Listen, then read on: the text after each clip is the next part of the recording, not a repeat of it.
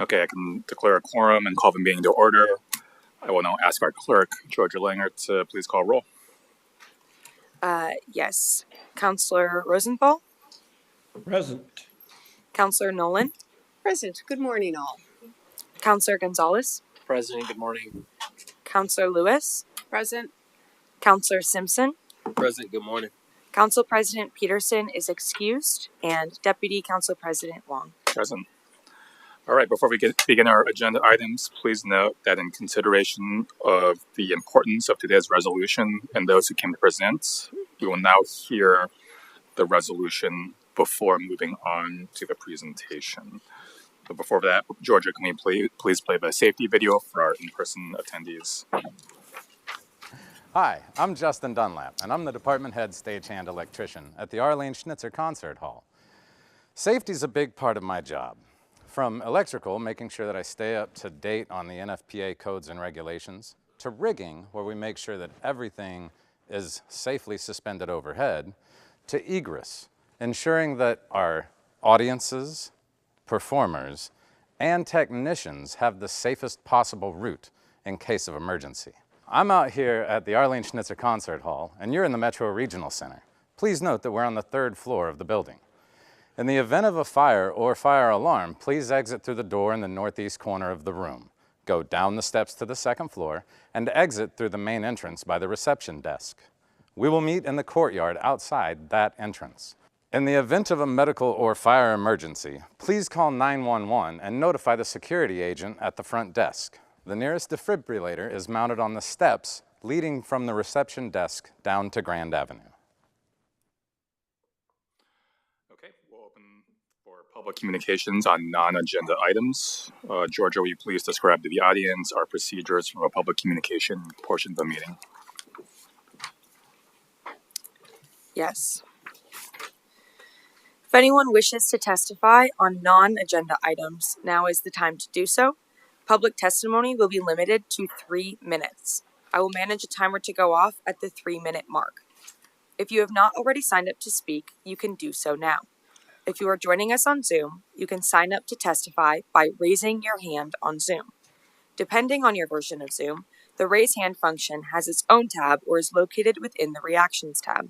Those calling in can raise their hands by dialing *9. If you are joining us in person, you can sign up by filling out one of the blue cards in the back of the room and bringing it up to me. For those joining us on Zoom, I will promote you to a full panelist when it is your turn to testify. I will call on your name or phone number when it is your turn to testify, and a window will appear asking you to accept being promoted to a panelist. Once you click accept, your Zoom window will close for just a brief moment before you rejoin as a panelist, where you will be able to turn on your camera if you like. As a reminder, you do not need to give your physical address. However, please introduce yourself for the record before testifying. And Deputy Council President Wong, we do have one person who signed up for non-agenda item testimony, and that is Chris Smith. Okay. Hi, Chris.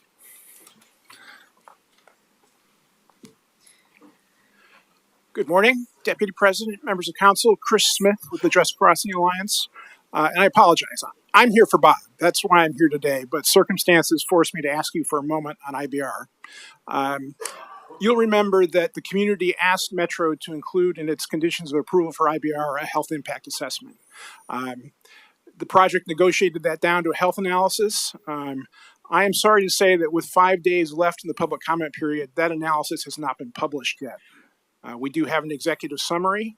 The executive summary, to no one's surprise, says that increasing traffic is bad for public health, that the benefits of transit will flow disproportionately to white non-Hispanic households, and the burdens of the freeway will fall on equity priority communities. The community deserves the full analysis and an opportunity to comment on it. So I'm here today to ask you if you would consider using your status as a project partner to insist on a supplemental 14-day comment period whenever the health analysis is published. Thank you. Thank you, Chris.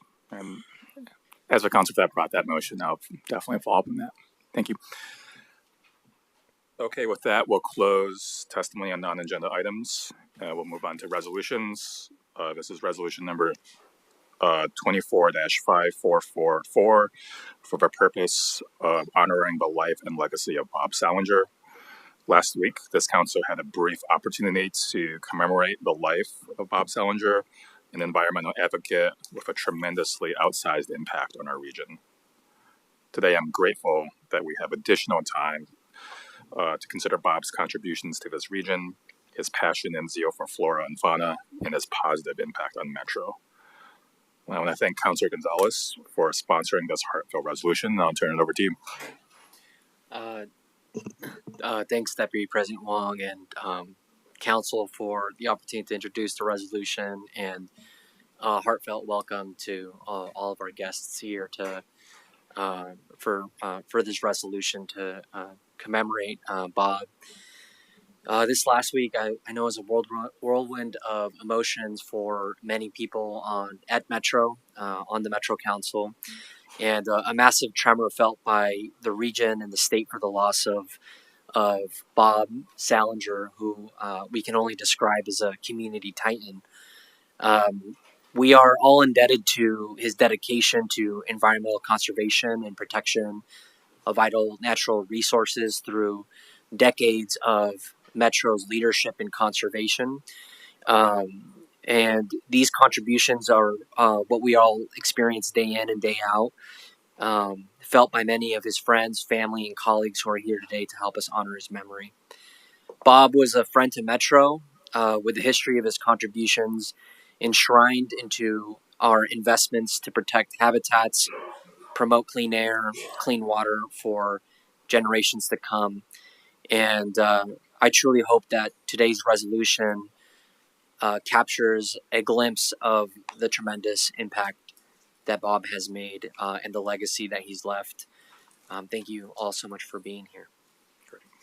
Thank you, Councilor Gonzalez. And I'd like to first offer committee members present a moment to share their reflections, and then there'll be time for additional remarks from the dais.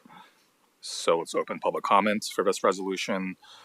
Georgia, would you please read the procedure for public comment on resolution number 24-5444? Yes. If anyone wishes to testify on resolution number 24-5444, now is the time to do so. Public testimony will be limited to 3 minutes. I will manage a timer to go off at the 3-minute mark. If you have not already signed up to speak, you can do so now. If you are joining us on Zoom, you can sign up to testify by raising your hand on Zoom. Depending on your version of Zoom, the raise hand function has its own tab or is located within the reactions tab. Those calling in can raise their hands by dialing *9. If you are joining us in person, you can sign up by filling out one of the blue cards in the back of the room and bringing it up to me. For those joining us on Zoom, I will promote you to a full panelist when it is your turn to testify. I will call on your name or phone number when it is your turn to testify, and a window will appear asking you to accept being promoted to a panelist. Once you click accept, your Zoom window will close for just a brief moment before you rejoin as a panelist, where you will be able to turn on your camera if you like. As a reminder, you do not need to give your physical address. However, please introduce yourself for the record before testifying. And CO Madrigal, could you please turn off? Thank you. No problem. Okay. The first person that we have listed to testify is Mike Huck. Hauk. Apologies.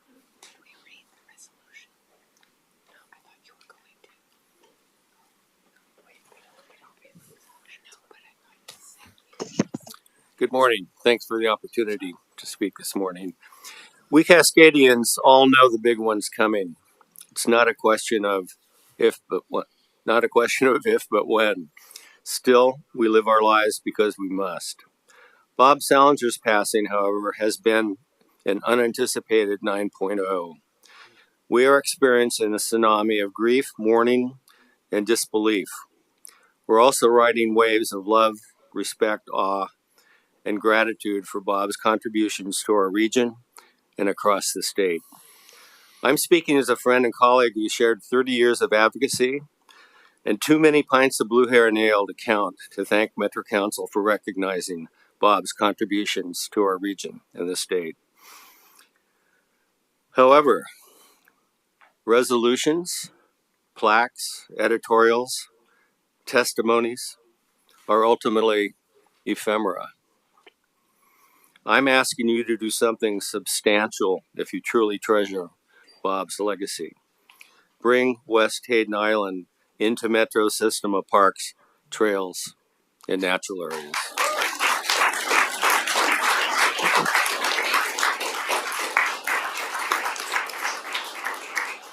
Protection of West Hayden Island is one of Bob's singular achievements.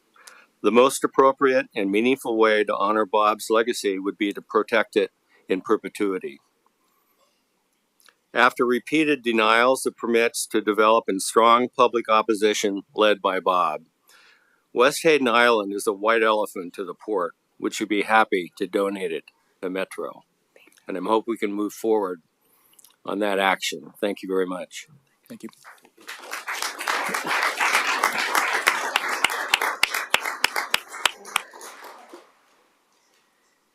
Next, we have Caitlin Lavelle.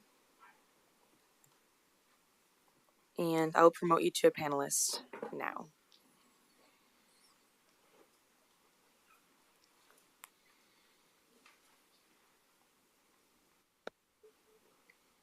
Good morning. Good morning, Deputy Council President Wang and fellow councilors. My name is Caitlin Lovell. I am the treasurer of the Bird Conservation Oregon, or BICO, a conservation nonprofit organization founded in 2023 by Bob Salinger. On behalf of BICO, we are very grateful to Bob's family for sharing him with Oregon and with all of us. I wish I could be there with you in person. He couldn't have done any of this without your support and your love. And thank you, Metro, for this opportunity to celebrate Bob's remarkable legacy and allowing us to collectively grieve as a community with the family over this loss of our dear friend. Bob Salinger was many things to me over our 18-year friendship: an inspiration, a colleague and collaborator, an occasional adversary, as many of you have experienced. He was my speed dial encyclopedia of Oregon's conservation issues and the who's who on key matters. He was one of my dearest friends, and most amusingly, he was my employee for the last 18 months. If I'm being honest, it really required three of us, Mike Hauk, Dan Rolfe, and myself, to actually supervise Bob. As Bob contemplated joining Willamette Riverkeeper as its urban conservation director, he couldn't imagine walking away from other major efforts outside of the Willamette Valley. He had spent decades working so hard to advance these efforts. They included protecting the state-owned Elliott Forest, home to some of the last remaining populations of spotted owls, marbled murrelets, coho salmon, and old-growth forest. He fought to right the wrong of the most heinous federally endorsed slaughter of cormorants in the Columbia River. He bridged decades of division to manage crucial privately owned habitats in Harney County to support the ever-important Pacific Flyway for thousands of birds whose habitats are disappearing faster than they can adapt due to climate change and habitat loss. And he wanted to fill the gaps in the scientific understanding of bird use at Klamath. He saw these as intricately connected to the work that he was doing at Metro in the Valley. He was constantly taking a landscape level look at habitat. And to him, the work in Metro, the work in the city, the work in the Willamette River Valley benefited from all of this other work across the state of Oregon and vice versa, because the species needed it. The fish and the wildlife that we treasure relied on all of our collective efforts. To Bob, it was never about the organization he represented. It was always about the habitat. And to succeed, it had to work with the people. The relationships, the trust that he cultivated over so many years, the hard conversations, the understanding and incremental agreements he achieved over those post-meeting beers, the intricate negotiations and complex trade-offs that had to be made to change the status quo of habitat for the better.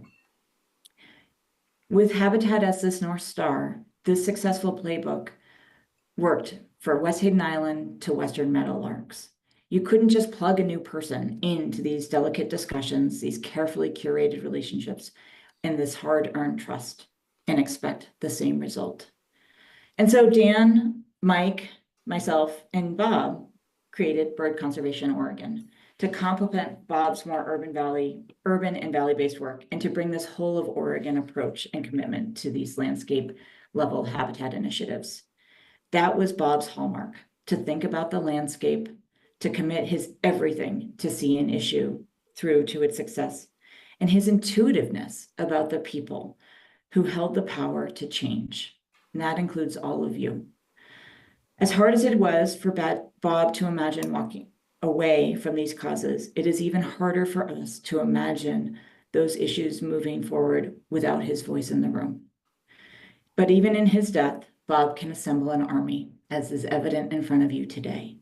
Together, we will continue to march towards his vision of a healthier natural Oregon, from the marine to metro to the Malheur. Thank you. Thank you. All right, next we have Stacy Twiler. I'm going to promote you as a panelist now.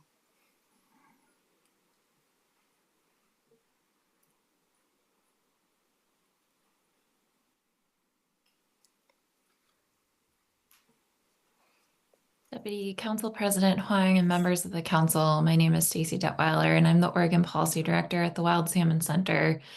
Thank you for the opportunity to honor Bob's memory and his legacy for Oregon's forest, fish, birds, wildlife, and wild places. And thank you to Mike and Caitlin for sharing those words.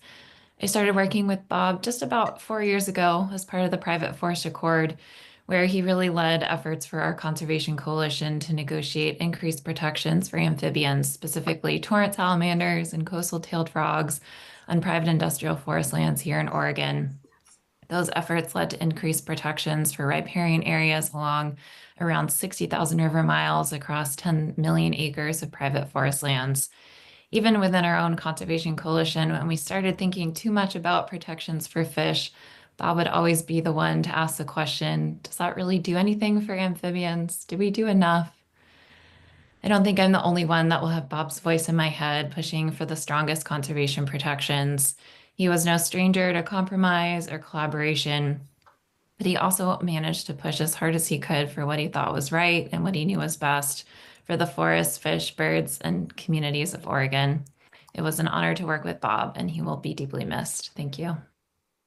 Thank you. All right, Deputy Council President Wong, we have Michelle Emmons next.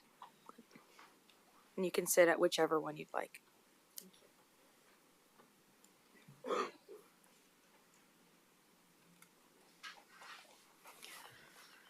My name is Michelle Emmons. I served under Bob as the Deputy Director for Willamette Riverkeeper.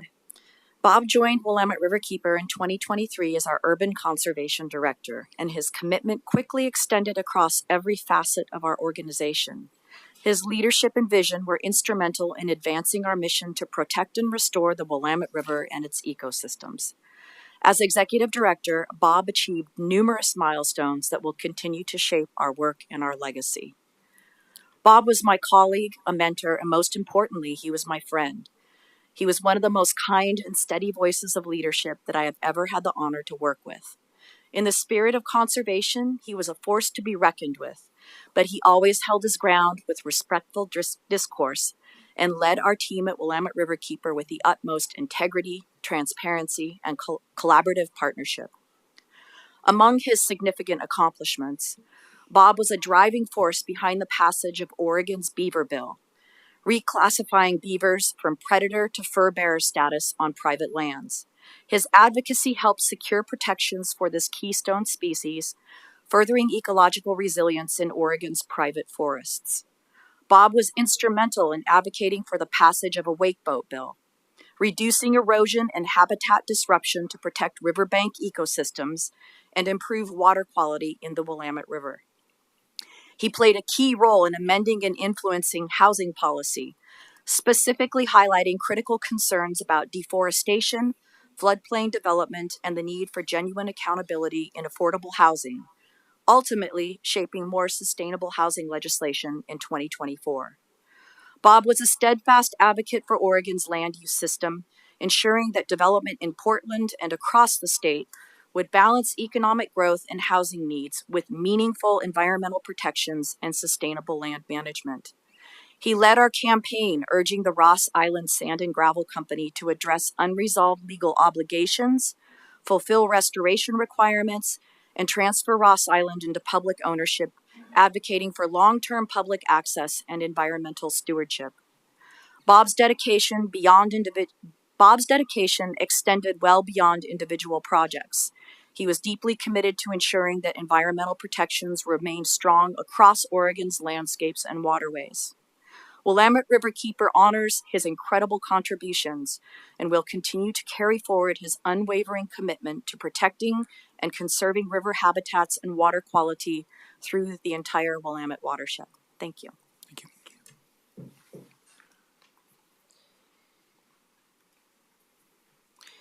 All right, next we have Micah Mescal. You can sit at any of them. Thank you, Council, for the opportunity today. My name is Micah Mescal. I had the pleasure of working with Bob for 12 plus years, which was much shorter than many of the folks here, but also much too shorter for my liking. In that time, I was exposed to his genius as an activist and advocate, his passion for wildlife, and his vision to make the world a better place by centering coexistence with the natural world. I had a front row seat to him growing our organization and the broader movement. I saw his impact on agencies like Metro and his significant reach across the state and across issues. I'm going to focus today on his impact on the people of this space and the broader environmental movement. The genuine care and attention he offered to everyone he interacted with in his professional and personal life, whether it was the thousands of volunteers, new advocates, policymakers, elected officials, or even his foes. He always found a way to connect on a personal level. He welcomed so many people into the movement, empowered them, and cheered on their development. As I'm sure you'll hear today, and you've already heard, many will note his significant impact on wild places, on wildlife, and on the broader community. And his impact especially on Metro and the way that the environment is and nature is integrated into its holistic vision. And that is a significant achievement of his life's work. And also, I think, unmatched or matched by that is the thousands of advocates and community organizers that will continue his work for the decades to come. And that is also his legacy. Thank you, Bob. Thank you, Michael.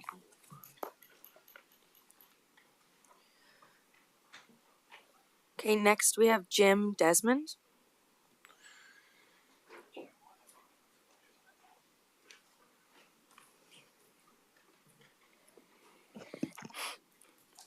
Deputy Council President Wong, members of the council, I'm Jim Desmond. I live at 836 Clara Court, Lake Oswego. And as some of you know, in 1995, I was hired by Metro immediately upon the passage of the $135 million open spaces bond measure to come in and set that up and lead that program. 2003, I was then appointed as what you would now call your Parks and Nature Director, where I served until 2015. In 2006, with great support from Bob Salinger, my staff and I put together the Natural Areas and Parks Measure, $227 million that your predecessors referred and successfully passed. And along the way, with Bob's support, we instituted the Nature Neighborhoods Program, the Local Share Program, the Trails Program, as you know it today, and a broad expansion of what I think is a world-class environmental education program that Metro still operates today. I had the pleasure of sitting in this room almost every Thursday for 20 years. I saw every advocate and lobbyist who came before you, whether it was solid waste, transportation, planning, concerned citizens, or big dollar attorneys from downtown who were getting paid $300 or $400 to sit here and do it. Not one of them was as effective as Bob Salinger. But to be clear, Bob wasn't here like most people to speak for others who thought like he did. He wasn't here on behalf of conservation advocates. Bob spoke for the birds, the fish, the wildlife, their habitat. He was their voice, their protector, their champion. Sorry. Why was Bob so singularly effective? He was better prepared than everybody else. He was more steeped in the science. He was more knowledgeable of the law. He was more knowledgeable about the legislative intent and its history. He could describe to the council the what, the why, and the how of habitat protection. He'd come in with his wild hair, his rumpled appearance. He had this huge stack of papers, usually this high. He never really referred to them. He would kind of rifle through them sometimes, but he never quite pulled them out. And I must say, he was uniquely skilled at creating accountability by the Metro Council. He would remind councilors of what they had said in the legislative history or in previous resolution discussions or in their campaign materials about their commitment to habitat. I have one story to tell, and there would be so many like this, but we all love the park at Cooper Mountain. It's my very favorite places in the region. Of all the things we did while I was here, it's one of the ones I'm most proud of. I love going there. It almost didn't happen, and it would not have happened but for Bob Salinger. So I think you're still doing the same. The bond measures would identify target areas, and then we would go through what was called the refinement process to, within that target area, better define what we were going to buy. And at Cooper Mountain, there were a group of very passionate, very smart, very well-organized neighbors who lobbied the Metro Council very hard to buy 25 undeveloped acres behind their brand new subdivision. The Metro staff was favoring a 250-acre site immediately adjacent to the urban growth boundary where the park sits today. It had recently been clear-cut. To lay people, it was maybe not an obvious choice, but what Bob educated people was it was a south-facing slope with Doug fir planted. It was basically a tree farm, and it was not. The fact that it had been clear cut was actually a positive because it could be restored as it has been today, which your staff has done a phenomenal job on. The other neighbors wrote an op-ed piece in the Oregonian calling the other site a moonscape. And when the meetings would happen, there would be this side of the room was all them, and it was crowded like this. Over here sat Bob Salinger and Mike Houck. I sat over here because I didn't want to look like I was in either camp.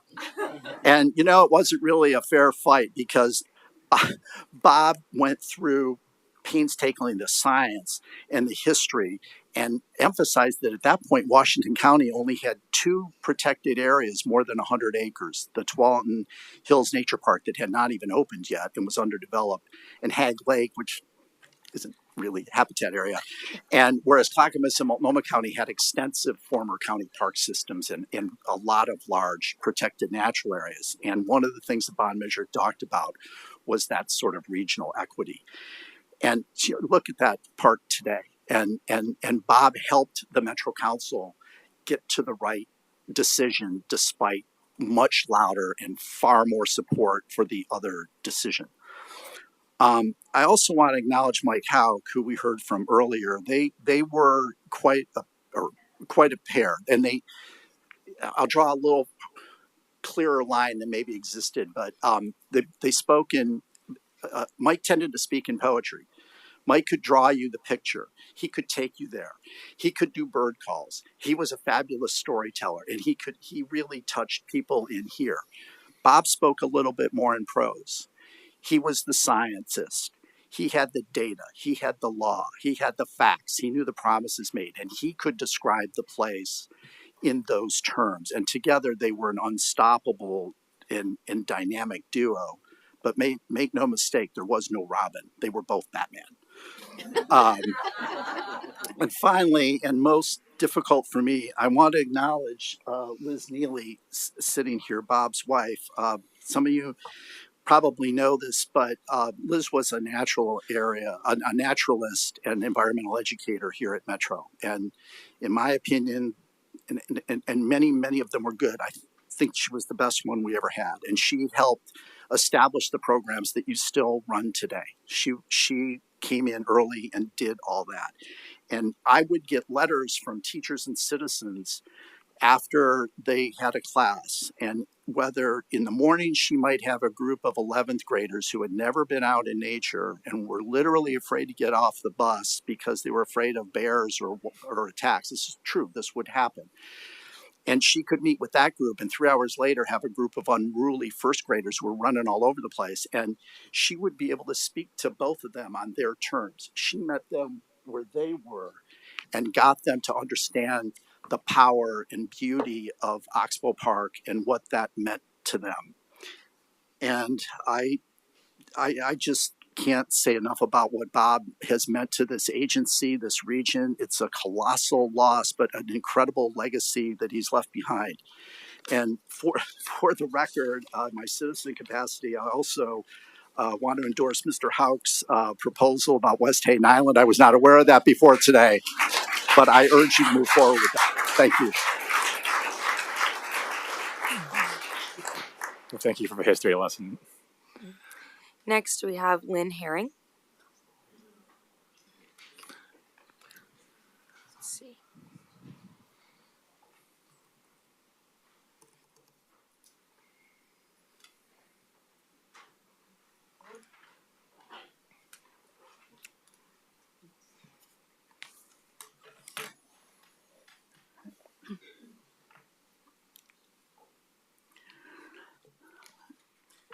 Council President, members of the council, for the record, my name is Lynn Herring, and I join many others today in support of the Metro Council Resolution 245444 and offer my own heartfelt tribute to our former colleague and friend, Bob Salinger, for his amazing work over 30 years to protect, conserve, and restore the natural environments in the urban metro, statewide, multi-state, and yes, federal realms. As Conservation Committee Chair for Portland Audubon, now Bird Alliance of Oregon, it was a pleasure and a privilege to work with Bob, who was as well respected in conservation circles as beyond. He committed wholeheartedly to an issue. He ground truthed it, showed up at countless meetings, worked with a myriad of partners, did the needed research, and articulated a preferred course of action. His dedication and efforts via participation in stakeholder and agency meetings, writing comments, presenting testimony, garnered results, of which these are only a few examples: designation of the West Hayden Island Natural Area, successful bond measures for metro parks and levees, initiating a Living with Wildlife campaign, serving on statewide advisory committees resulting in an Elliott State Research Forest, Oregon Private Forest Accord, and High Desert Partnership to ensure protection for species like peregrine falcons, double-crested cormorants, northern spotted owls, marbled murrelets, sage grouse, beavers, stream-dwelling salamanders, and so many more. He was an ardent champion for equitable access to nature for all of our region's residents. I've always appreciated Bob's North Star philosophy in conservation work: collaborate when possible, fight when necessary. In this current political climate, these words ring truer than ever. May Bob continue to be an inspiration for us all. And my heartfelt sympathy to his family. Thank you. Okay, next we have Sue Marshall.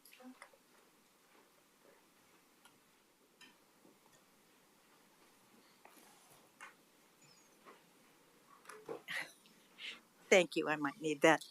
My name's Sue Marshall. I want to thank you very much for providing the time and space for us to share these stories about Bob Salinger. And Christine, it's very nice to see you up there. We worked many years together. The work that I did with Bob was not so much in the metro arena, but at the state legislature. I served as Audubon's lobbyist for several sessions, and I must say it was an adventure to work with Bob. we went to very many meetings together, and I know I remember a meeting we went to with Odia FW, and so before we went in, Bob said, "Well, wait a minute, I have to feed my bat," and so. Out out of his pocket, he pulled this wee baby bat and fed it. He kept it in his pocket and he kept it with him so it would be warm, and it needed frequent feedings.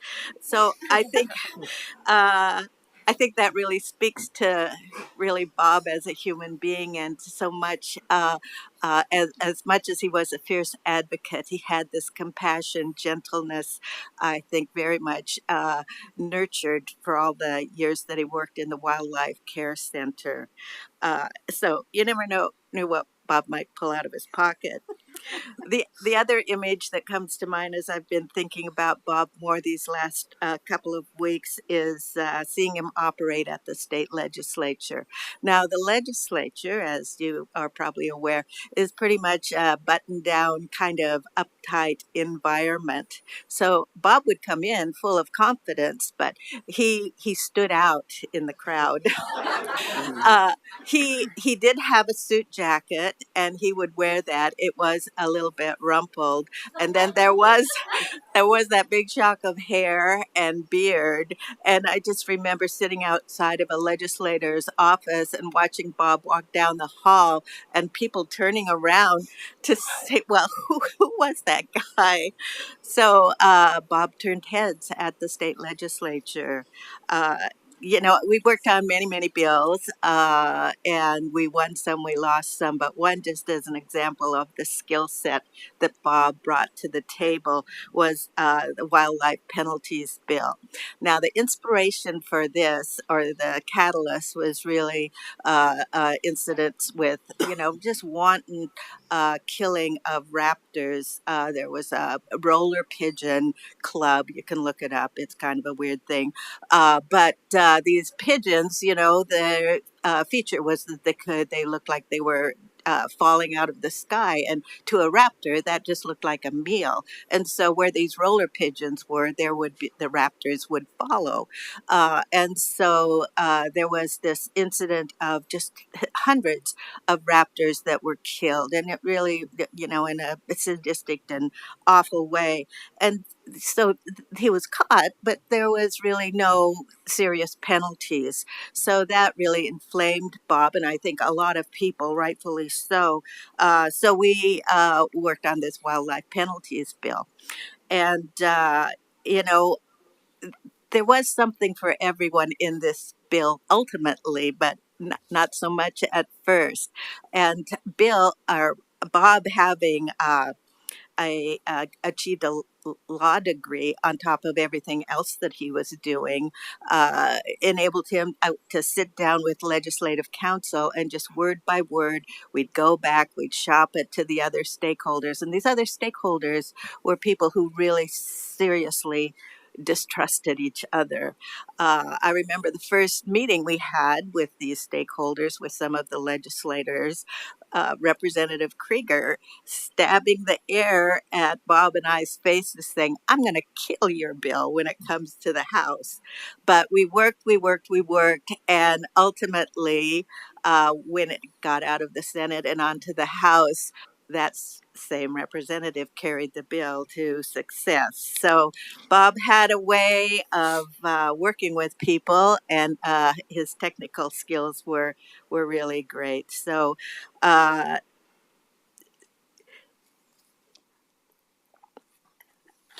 he did have an incredible work ethic, and I know when he was going to law school, he told me that he learned how to sleep while sitting at his computer, and he saw that as a benefit, so he could just be working, sleep, and then wake up and keep working. So there's so many areas across the landscape that Bob has had a hand in protecting. That I just wanted to mention the Elliott Forest in particular, Malheur Wildlife Refuge, Ross Island, and West Hayden Island, and I would chime in as well. When I look at this crowd, I think we can get some things done here today, and that would be one of them. So he was a dogged a champion, but I think when I think and see Bob's face, I see a smile on his face and a twinkle in his eye because he was a charming fellow as well as everything else. So thank you.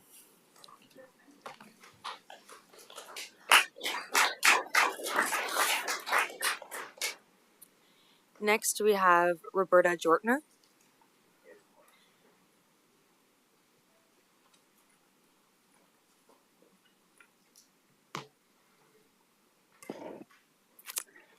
Greetings. It's been a long time since I've been in this room, but I spent a lot of time here with Bob and a number of people in this room, as well as during my tenure as an environmental planner with the City of Portland, in Planning Commission rooms, Urban Forestry Commission hearings, City Council hearings with Bob. He was, as you know, a reliable and unrelenting, in a good way, advocate, and he and I were collaborators and colleagues for more than 20 years. I'm also a former student of Elizabeth Nearly, the magician, here with the kids in the Metro Volunteer Naturalist Program for about 15 years ago. You know, you've heard a lot today, and I won't talk as much about the many types of land use and climate and legislation and metro programs I got to work with Bob on, but I want to just emphasize that he also kind of broke the mold in terms of unlikely partnerships, and something that we can all learn from. When he was conservation director at then Portland Audubon, now Bird Alliance, he persuaded folks to have a coalition with the bird people and the cat people, you know, sort of enemies sometimes. But, you know, the impact of domestic and feral cats is one of the largest. It is the largest, along with window strikes, second only to habitat loss for birds in our region and around the world. And he through that partnership between Portland Audubon and the Feral Cat Coalition, he started the region's catio tour. So I'm thinking it's in its 12th year now. And just a sort of a personal story that lets you know how far Bob's reach is that a couple of years ago, our catio was featured in the tour. We were one of 10. And in 4 hours, between 10 a.m. and 2 p.m., 400 people came to our house over that period of time to come see this catio and learn about how they could, you know, be good cat people, most of them. But they got to hear about why that was important for birds. And as the people were filing through, my husband and I asked, "Where are y'all from?" You know, to talk to people. And one woman said, "I'm from Los Angeles." I said, "Really?" She said, "Yeah, I'm going to all of these catios and meeting with the leaders of the organizations, then Portland Audubon and Feral Cat Coalition, because this." And I said, "Well, are you with a cat organization?" And she said, "No, I'm with a wildlife organization." She said, "You know, this kind of partnership is unprecedented, and I want to bring it to Los Angeles, and I'm working with people to bring it elsewhere in the country." And I think there are some now, but you know, it struck me then that we sometimes need to team up with folks that we wouldn't necessarily think we'd team up with. And Bob was ready to do that. He was ready to find the strategy, the path to yes. And he always was respectful, even if he was at odds with the stakeholders that we were working with. And he was funny. I mean, and he was human, even when things were rough. And I remember a couple times where he and a couple of folks on different sides of the issue were asked by some of our planning commissioners to leave the room. But they did, and they came back and they were like laughing. You know, it was quite remarkable. So I just wanted to bring that little anecdote to add to the beautiful stew that people are bringing here to honor Bob. And I'll miss him, but never more fired up to help keep on doing the work that he cared about and that we all care about. So thank you for all you can do, and yes to West Hayden Island. Thank you. Next, we have Chris Smith. And on deck, we have Owen Wozniak.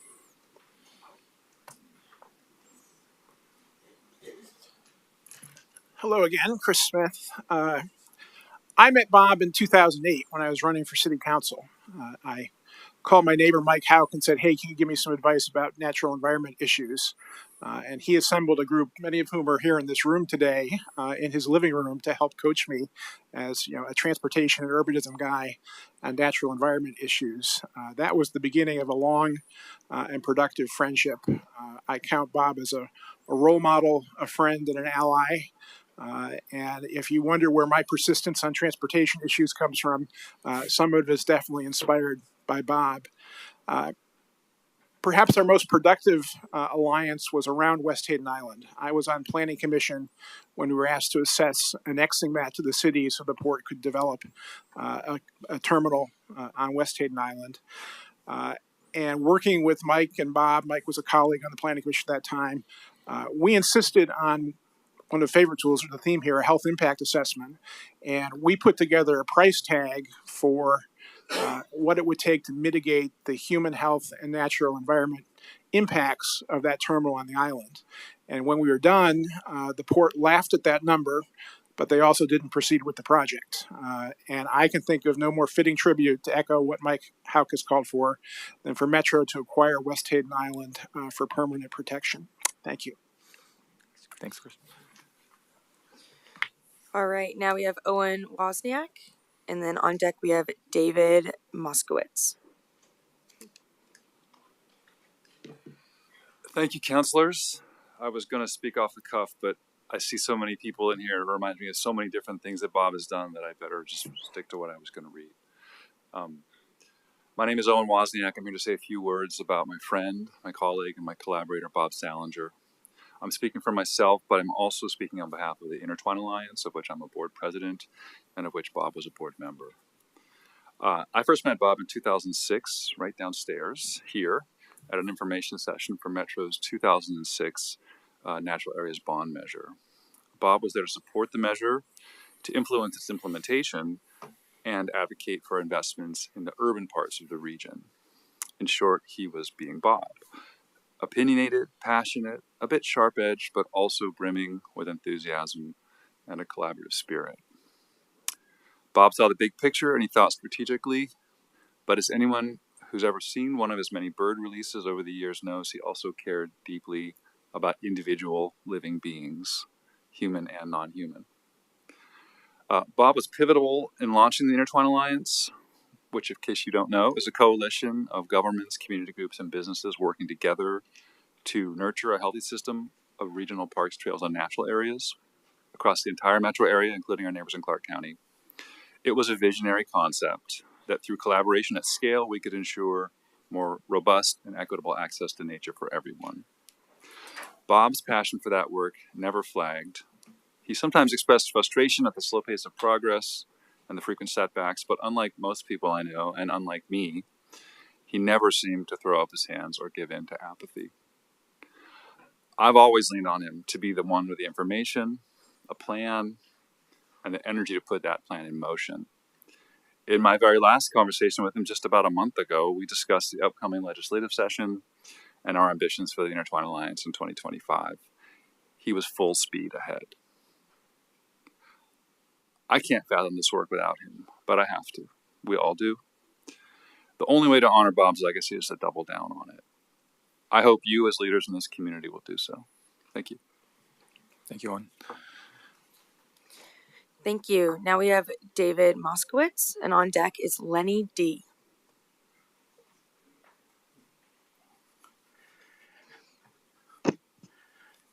Council, David Moskowitz. I work for the Conservation Angler, and years ago I was Metro Salmon Recovery Coordinator under Executive Officer Mike Burton back in the day. And that's when I first met Elizabeth, and it was a real, it's been a long time since I've been in this room, but it's nice to see a couple familiar faces as well, and thank you for the work you do. I worked with Sue Marshall. We were lobbyists for a whole bunch of nonprofit groups, including Audubon Society, and I really love that story from Sue. And one I remember is that we were trying to ban a certain chemical that was really affecting raptors. And I think this was 2007 or 2009. But Bob Salinger and Travis Williams were our experts, and they were presenting on behalf of this bill.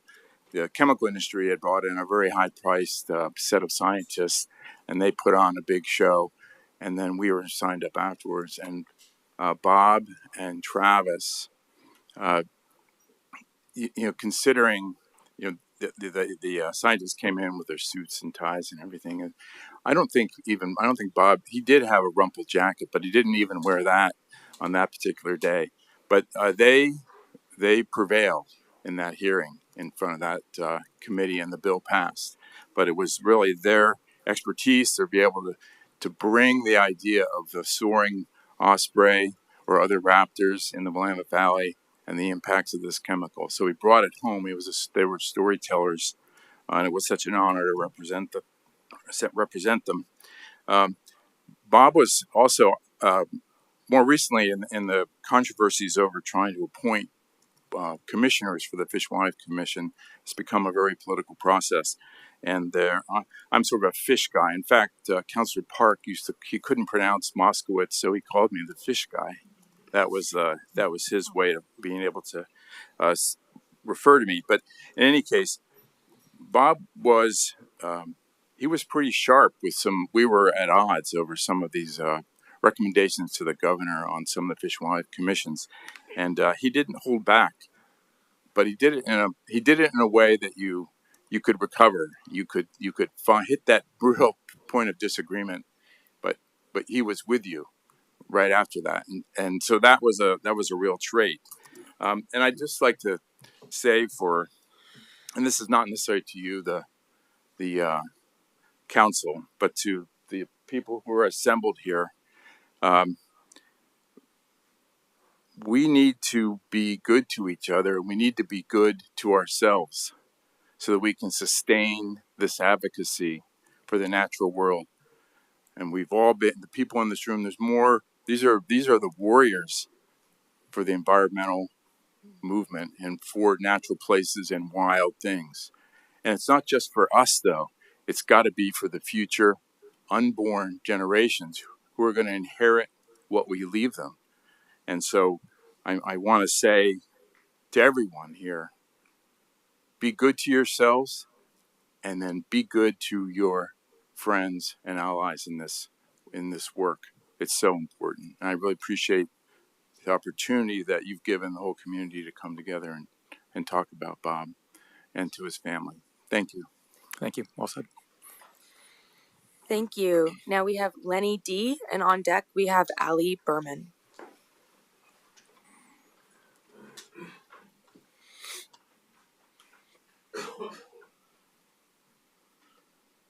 I second those thoughts about taking care of ourselves and taking care of our community. Bob was essential in the passage of the Portland Clean Energy Fund in a very specific way, because there was a time when we were building the coalition where we needed to bridge the gap between BIPOC organizations and environmental organizations. And I got to tell you, those conversations were dicey, to say the least. And Bob, with graciousness and openness, helped bridge that gap. And we built the coalition, really grew when Bob came on board and merged the BIPOC organizations and the environmental organizations. But the thing I most remember with Bob, and I can't imagine who's going to replace him, is how many phone calls I made to Bob saying, "What's the governor up to? What's Metro doing now? How about Peabody? How about the city?" So many times I called Bob wanting to know what was going on. And not only would Bob know, but he also had figured out a strategy about how you weren't going to deal with this. And I can't imagine who is going to replace Bob in doing that. It's a huge loss. I miss him dearly, and we all miss him dearly. Thank you much. Take care. Thank you. Thank you. Next we have Ali Berman, and then on deck is Teresa Wicks.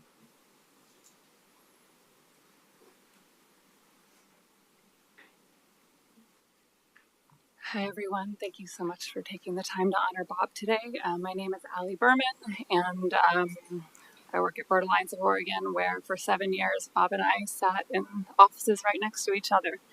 And I got to know him very well as a colleague and a friend.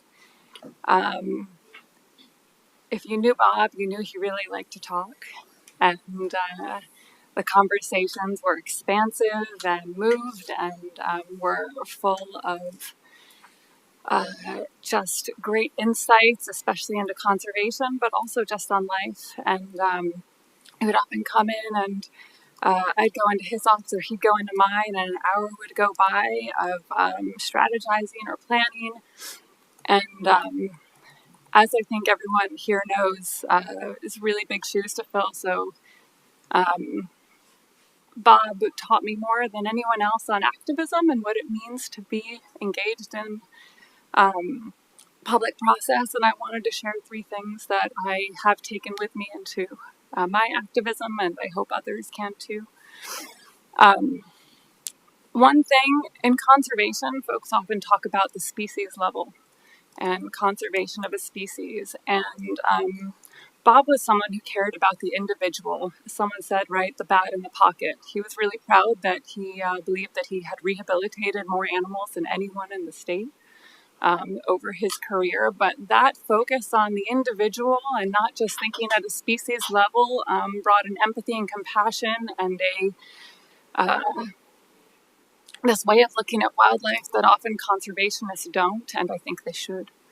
The second thing I wanted to share is Bob knew that getting stuff done was sifting through budgets, going through hundreds of pages of documents, attending meetings, being on committees, on boards, the planning stuff, what a lot of people consider the boring stuff. It's not hearing about a thing, not liking a thing, and then showing up because you're angry about it. It's making sure that the thing never happened in the first place. And he was really, really good at that. And it means showing up in public process. It means joining. It means doing the hard work that takes years. And Bob, so many of the things, whether it was Superfund or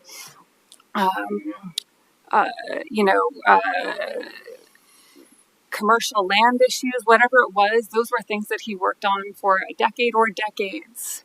And it's why he was so successful. And he wouldn't just show up in the meetings and sifting through budgets. He'd also go out for a beer and he would socialize and he would do the thing to get to know people, to be able to build those relationships. And I think those are things that, being an activist isn't just showing up at the last minute. It's holding agencies and companies and everyone accountable throughout their entire process. And that means paying attention. And it's hard, long, laborious work. And he was really good at it. The third thing, Bob and I were talking. I was picking his brain because we were fighting fossil fuel infrastructure on the Willamette River. And we were talking about like fire on the Willamette River in case of earthquake and real destruction, devastation. And he said to me something I won't forget, which is, if I can fix 60% of a problem, well, then when the problem shows up, there's only 40% of a problem. So he was someone who, and honestly, if he got the 60%, you knew he'd be back for the 40 and he would continue fighting for it. So those are the things that I just wanted to pass along as things that are important to me, things he taught me, and things that I have taken into my career. I joined the Portland Parks Board of Recreation Board because of his inspiration on what it means to sit and do the slow work. And I know so many people are doing things because of Bob and because of his mentorship, and I am eternally grateful and incredibly sad. So thank you. Thank you. Okay, next we have Teresa Wicks. I'm promoting you to a panelist now. On deck is Laura Feldman. Teresa, please unmute yourself and you can share your video if you like.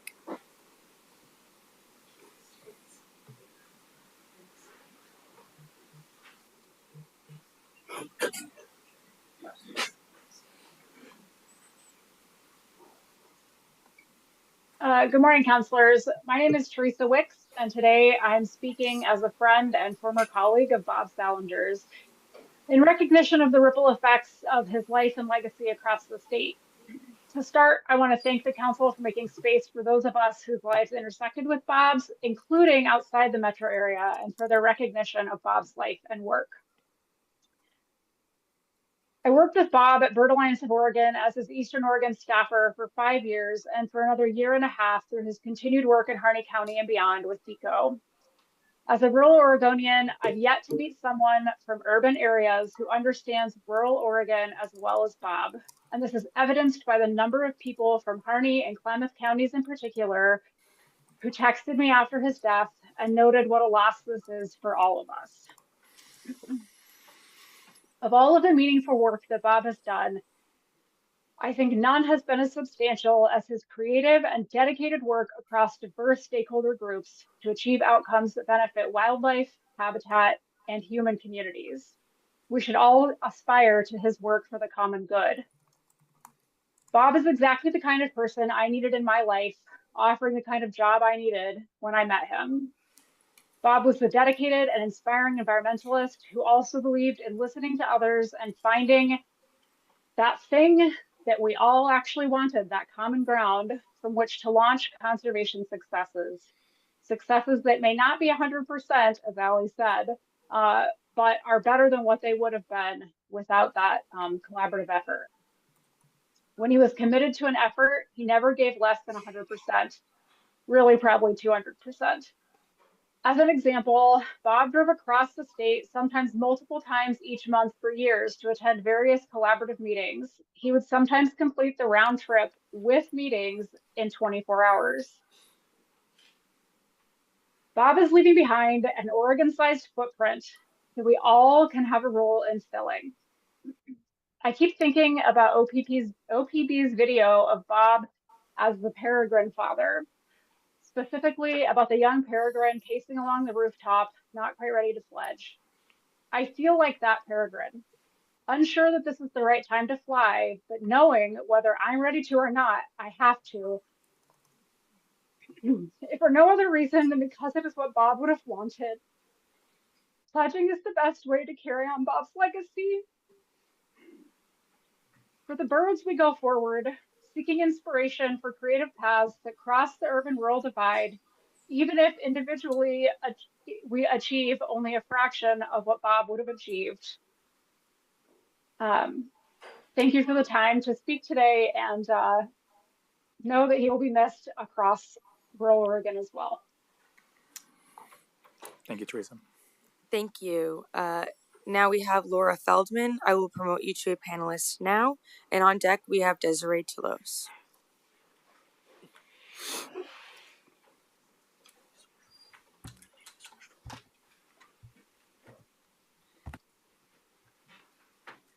Good morning, everyone. Thank you so much for this opportunity to remember Bob.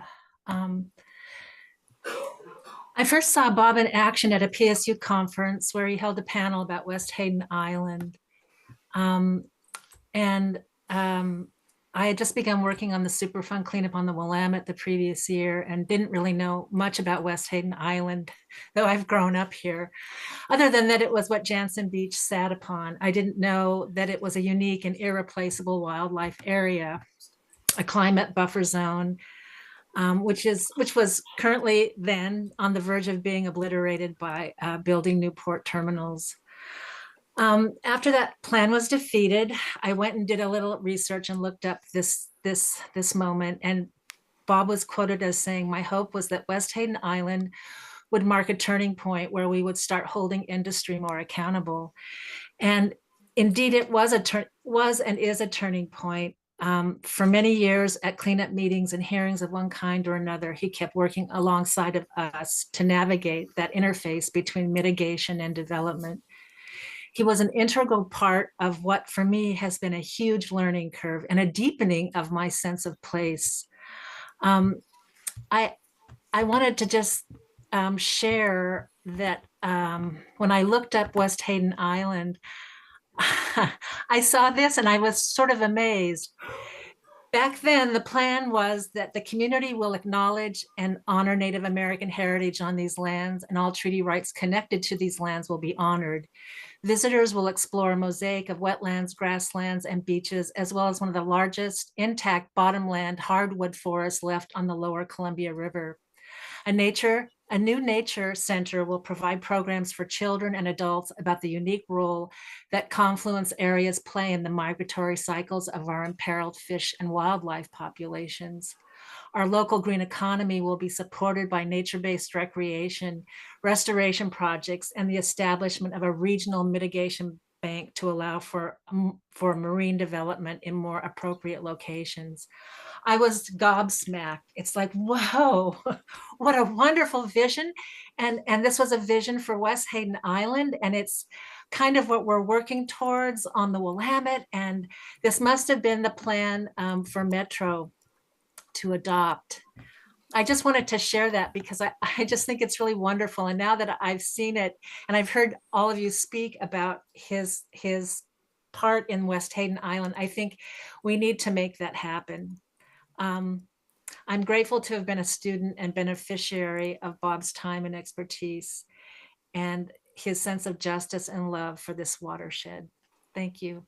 Thank you. Thank you very much. Next, we have Desiree Telos. I'll promote you to a panelist now. And on deck, we have Cassie Cohen.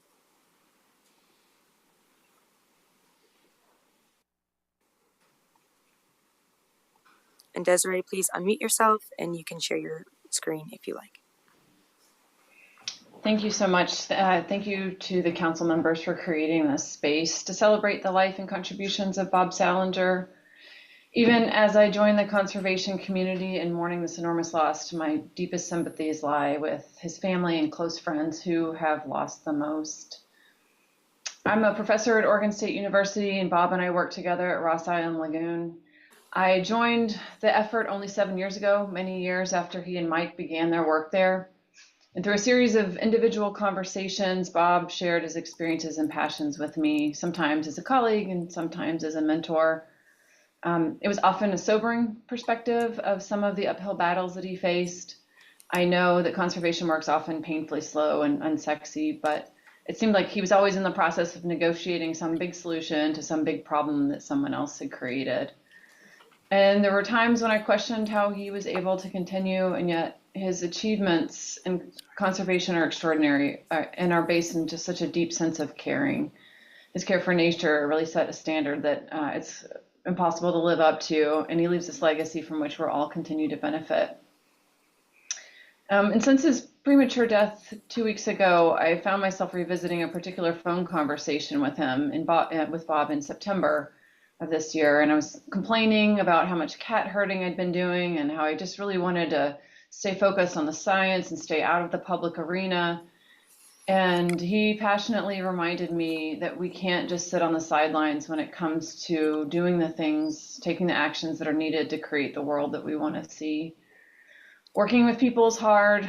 It's often annoying work, but he reminded me that both collaboration and resistance are needed to do anything good in this world, and we have to commit to it over and over again. So as salty as Bob could sometimes be, he was also always ready to remind us that we are loving people with integrity, and for that I will always be grateful. So as we enter this period where places and people that we love are threatened in some pretty appalling ways, I believe Bob's legacy will continue to serve as this reminder to all of us to not sit on the sidelines, a reminder to embrace the grind of doing the right thing for people and for nature, and a reminder that we are stronger together as a community, fighting the good fight than we are as individuals. So thank you so much for this opportunity, and thank you to Bob. And I also wholeheartedly support Mike Howick's proposal regarding West Hayden Island. Thank you. Thank you. All right, next we have Cassie Cohen, and then on deck we have Neil Shulman.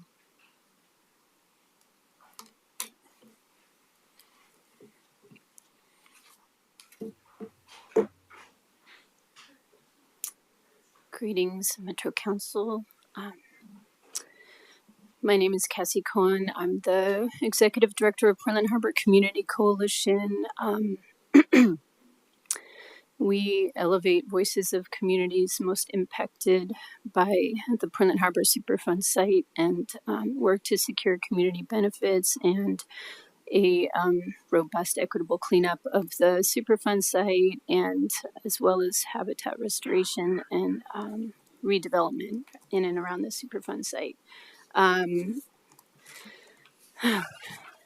My heart is heavy, so I'll do my best. Bob was there when we first started having conversations about forming this coalition. He was extremely supportive. So he cared a lot about people of color and folks that are most impacted, even though I know folks here recall mostly his care for animals and wildlife, but he cared a lot for people. Just learned from our development director that he showed up he was like there for the No Doppel protest as well, showing up consistently. He was an accomplice. He was not an ally. He was an accomplice. He showed up. He brought funding. He actually brought and secured funding for communities of color, and he supported that. I think, and he supported environmental justice, of course. He did not look to be elevated or look for accolades. He was, I think, a very humble person. I really appreciated his mentorship, his tactfulness, his ability to pick apart the technicalities and the power dynamics, and teaming up on issues like Willamette Cove. I'm also for West Hayden Island, by the way, Metro, because I know he cared so much about that. I do want to say one thing that's hard to hear maybe, but we had lots of conversations about the way that Metro is approaching community engagement and categorizes in community engagement plans legacy groups and then community groups. Salinger, wherever he was, whether it was Audubon or Willamette Riverkeeper, and after some time, Portland Harbor Community Coalition, we got boxed into the legacy group category. It didn't feel so favorable to us anymore, and then I think I want to bring up that contrast today because we are here honoring Bob's legacy. Legacy today is being considered as an important thing to honor this critical ancestor that we all are going to remember, and continue to learn from in our work, right? Remaining here on Earth. But I do want to urge Metro to kind of rethink how do you also think about the critical roles of these legacy groups that have stuck with this work for an extended period of time for a reason and have something to offer even communities of color potentially in technical expertise and historical context and institutional knowledge. And that's what I'll miss the most about our friend Bob. Let's see. We were just about to embark on, he was about transparency and accountability. And then we were working on trying to do something about the articulated cement block that is from the creeping over from the McCormick and Baxter site and is in the Willamette Cove that will make it very challenging for community members to have safe access to picnicking and recreating at the Willamette Cove Future Nature Park. So that's something that he was also interested in. And then of course, the Superfund cleanup process, and he was just really masterful at helping us understand how to navigate all that. And I also want to share a little something that's a little more on a personal level, but my daughter, who's 9 years old, has a particular gift to communicate with ancestors, to be honest. I've been thinking a lot, of course, about Bob as this a coalition leader, getting lots of calls and messages from folks as they've been hearing about him. We've been putting out information and our thoughts to honor Bob. And my daughter asked to see a photo of him, and she remembered him as well from different events we've had.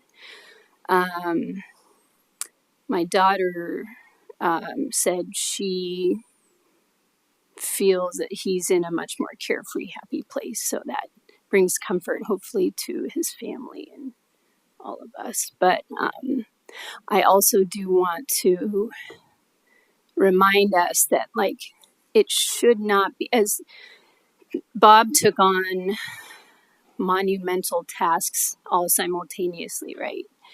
We praise him for his work, and he was almost like non-human in the way that he was able to navigate all those things. But I also want to recognize that, like, this system is not right.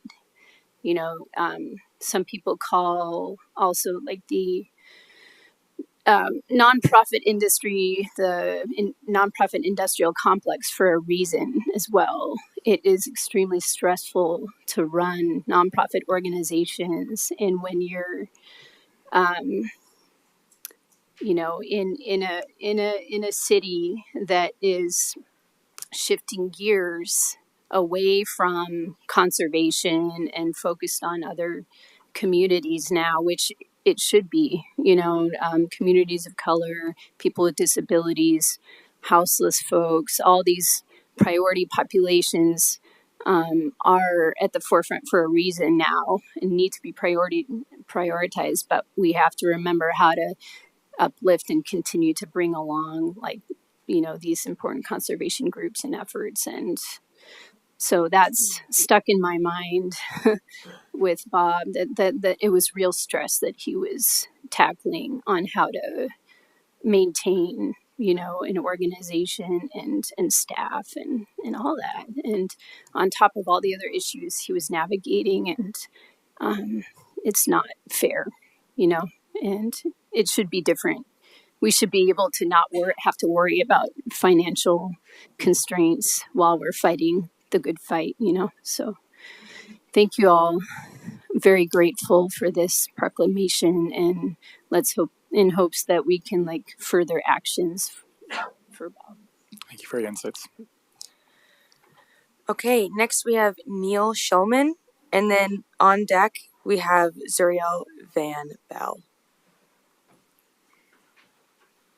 And I'm going to promote you to a panelist now.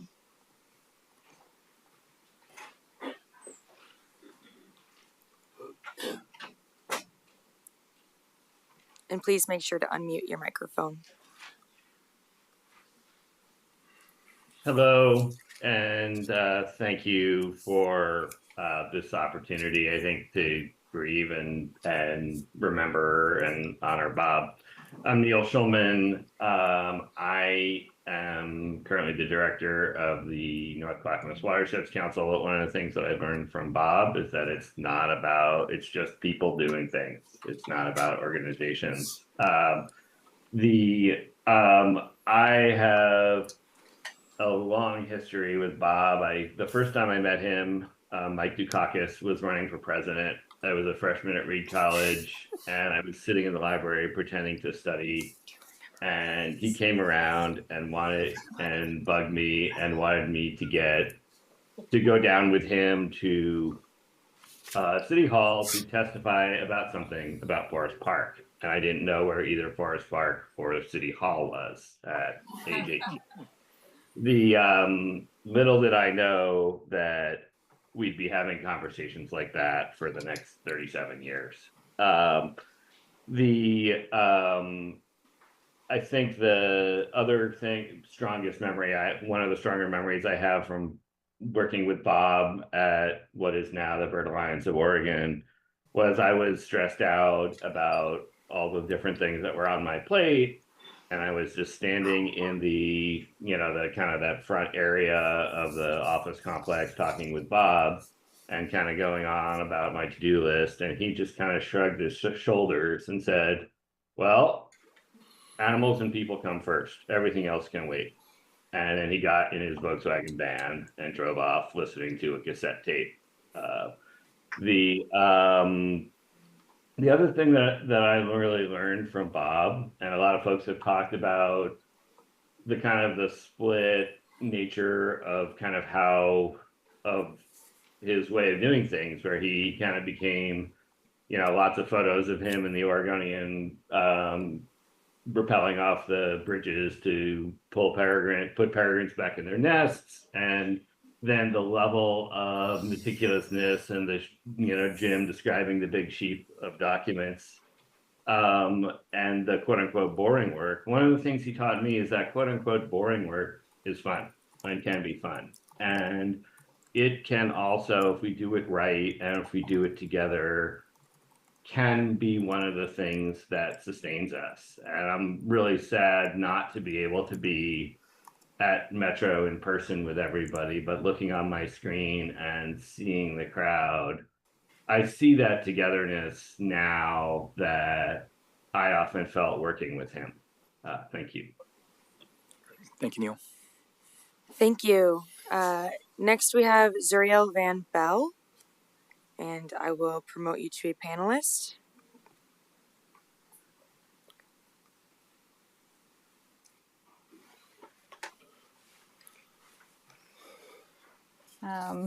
Thank you, counselors. My name is Zuriel Van Bell, and I worked with Bob for the last decade on coyote issues in Portland.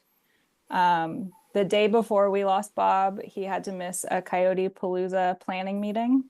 And as we discussed various elements of the event, our funding, outreach strategies, and partnerships, myself and others in the meeting, as often happened when Bob wasn't there, said things like, we'll need to ask Bob. It'd be good to know what Bob thinks. I'd want Bob's perspective on this before we make it official. And Bob would know. I deferred to Bob in his absence so much during that meeting that I finally said something like, it turns out I am nothing without Bob. It was a joke, but I think we all understood what I meant, which was that Bob would know. He was a part of the Portland Urban Coyote Project from the very beginning and documented the charismatic coyote in Alameda that prompted the first version of our website, which was a single-page report form created by master's student Jenny Grant and geography professor and advisor to the project, Barbara Brower. As the project grew, Bob guided us, advised us, warned us, and humored us. He shared with us freely and for the good of the coyotes and the community. He served as a member of my master's thesis committee and provided excellent notes, encouragement, and ideas. And even during his transition from Bird Alliance to Willamette River Keeper, he was beyond generous with his time. He stayed committed to coyotes among his many, many, many, many, many other commitments. And at one point when discussing the project, he said something like, I want to stick around, but I also don't want to be that old guy just hanging on. I only want to stay if you guys want me to. And I could only laugh and say something like, oh my gosh, please don't ever leave us. We definitely want you to stay. He was a trusted collaborator and an absolute font of knowledge about coyotes, partners, and messaging. His input, advice, and wisdom were indispensable for our project. And we, like so many others, have lost a piece of our project that we will never get back. In my last private email to Bob on the morning of October 31st, it ended with, I'd love your perspective as the original Portland Coyote man. And as usual, I was asking him to draw from his wealth of knowledge and about coyotes and coyote issues in Portland. Bob was the original Portland coyote man. And losing Bob will reverberate through the environmental community immeasurably. I know that I'm one of the countless many who relied on his depth of knowledge, drive, sensibility, practicality, wisdom, experience, integrity, and humor. And I hope to learn so much more from Bob. My deepest condolences go out first and foremost to Bob's family, and also to his friends, his colleagues, and our whole community. And I'd like to end with an endorsement of Mike Houck's proposal to bring West Hayden Island into Metro's system of parks, trails, and natural areas in Bob's memory. Thank you. Thank you. Thank you. And our last testifier today is Elizabeth Neely.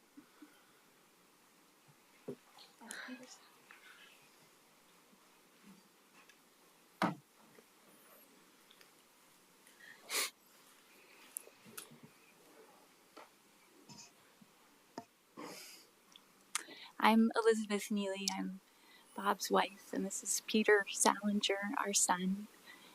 Peter and I have 3 children, and I wasn't planning to get up and speak, but I felt I did want to say something in the end. I was just thinking, like, when Carlos handed me the bouquet, I was just, all these memories are coming back. It's a very difficult time where, like, disbelief keeps coming in waves, but also some things are bubbling up from over the years. And I was remembering a few things I just wanted to share with you. I remember Bob and I met at Reed College, along with Neil's story from Reed, and we met on a backpacking trip, which was appropriate. You know, my first view of the mountains of Oregon was with Bob when I was 18, which was a long time ago. So we've been together for a very long time, our whole lives, really, except for the very beginning. And there's this Bob-shaped hole now that I can't look at you, Christine. I'm sorry. That I don't think will ever leave entirely, but I hope it doesn't, because I love Bob very much.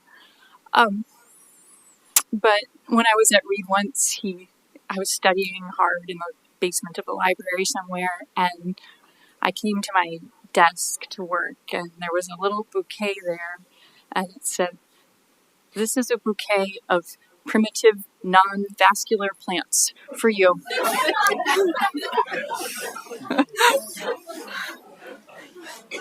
And that was Bob, you know, like, to a T right there. And he had a really sweet heart. Like, I know you think also of him as just such a fighter and a fierce warrior, and he definitely was that. But also, I wanted you to know that he was a kind man and a sweet person inside also, who had great love for his family and for his friends and colleagues. We had 3 children, like I said, and 2 of them were born while I was working here at Metro and went to Metro Kids, where we parked this morning. And a lot of my memories are of that really good time when the kids were young. And Bob would take us on all of his adventures when there wasn't childcare available, when the kids were a little older. If I had to be somewhere, Bob would just take them to, like, they've been to the city council a bunch of times. They've sat in the mayor's chair. Like, they've done all kinds of great, because they were just, like, going along with Bob on all his adventures and protests, and off to see animals and help release birds. And, we had baby beavers and falcons and all kinds of animals in our house at various times that needed extra care. And yeah, those are just some of the memories. But he always took us with him. Like, his family was part of who he was, and we were part of who he was. So just know that when you saw Bob, that we were there too, and that, I guess I just wanted you to see that little part of him. Peter, did you want to say something? I want to say a last thing. Go ahead if you did. I don't have too much to say besides thank you all for coming and we feel love.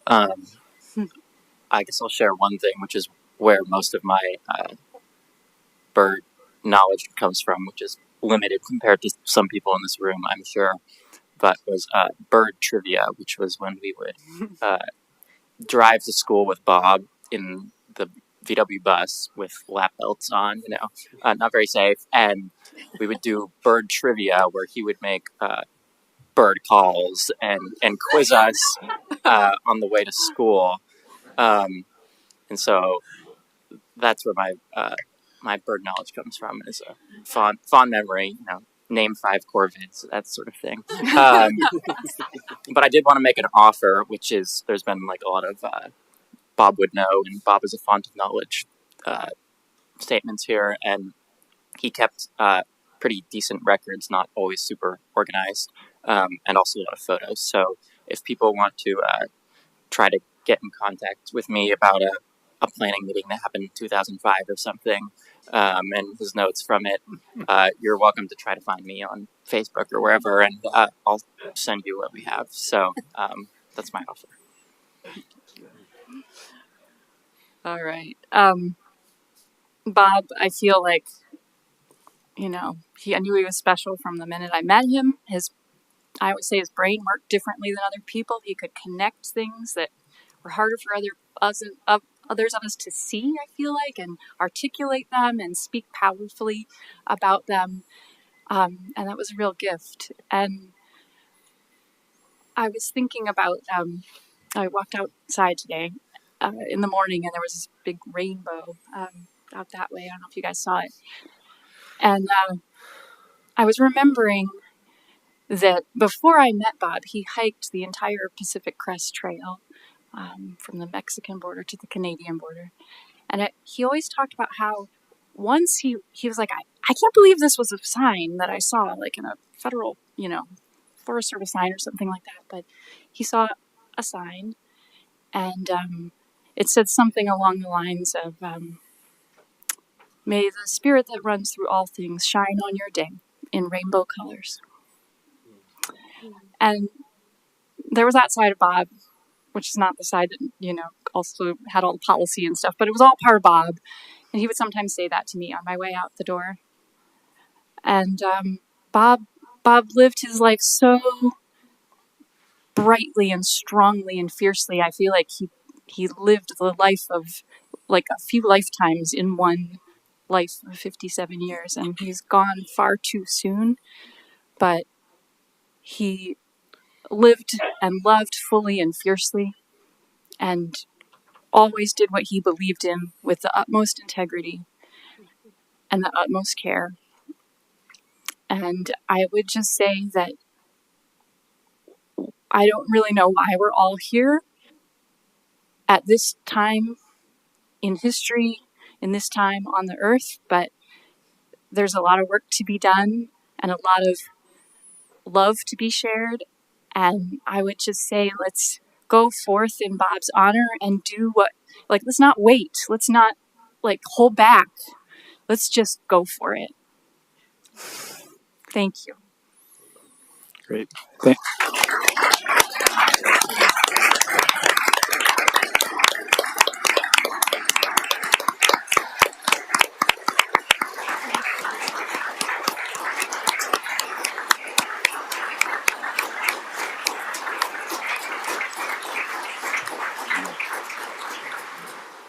And thank you so much for sharing those stories and words, and our deepest condolences.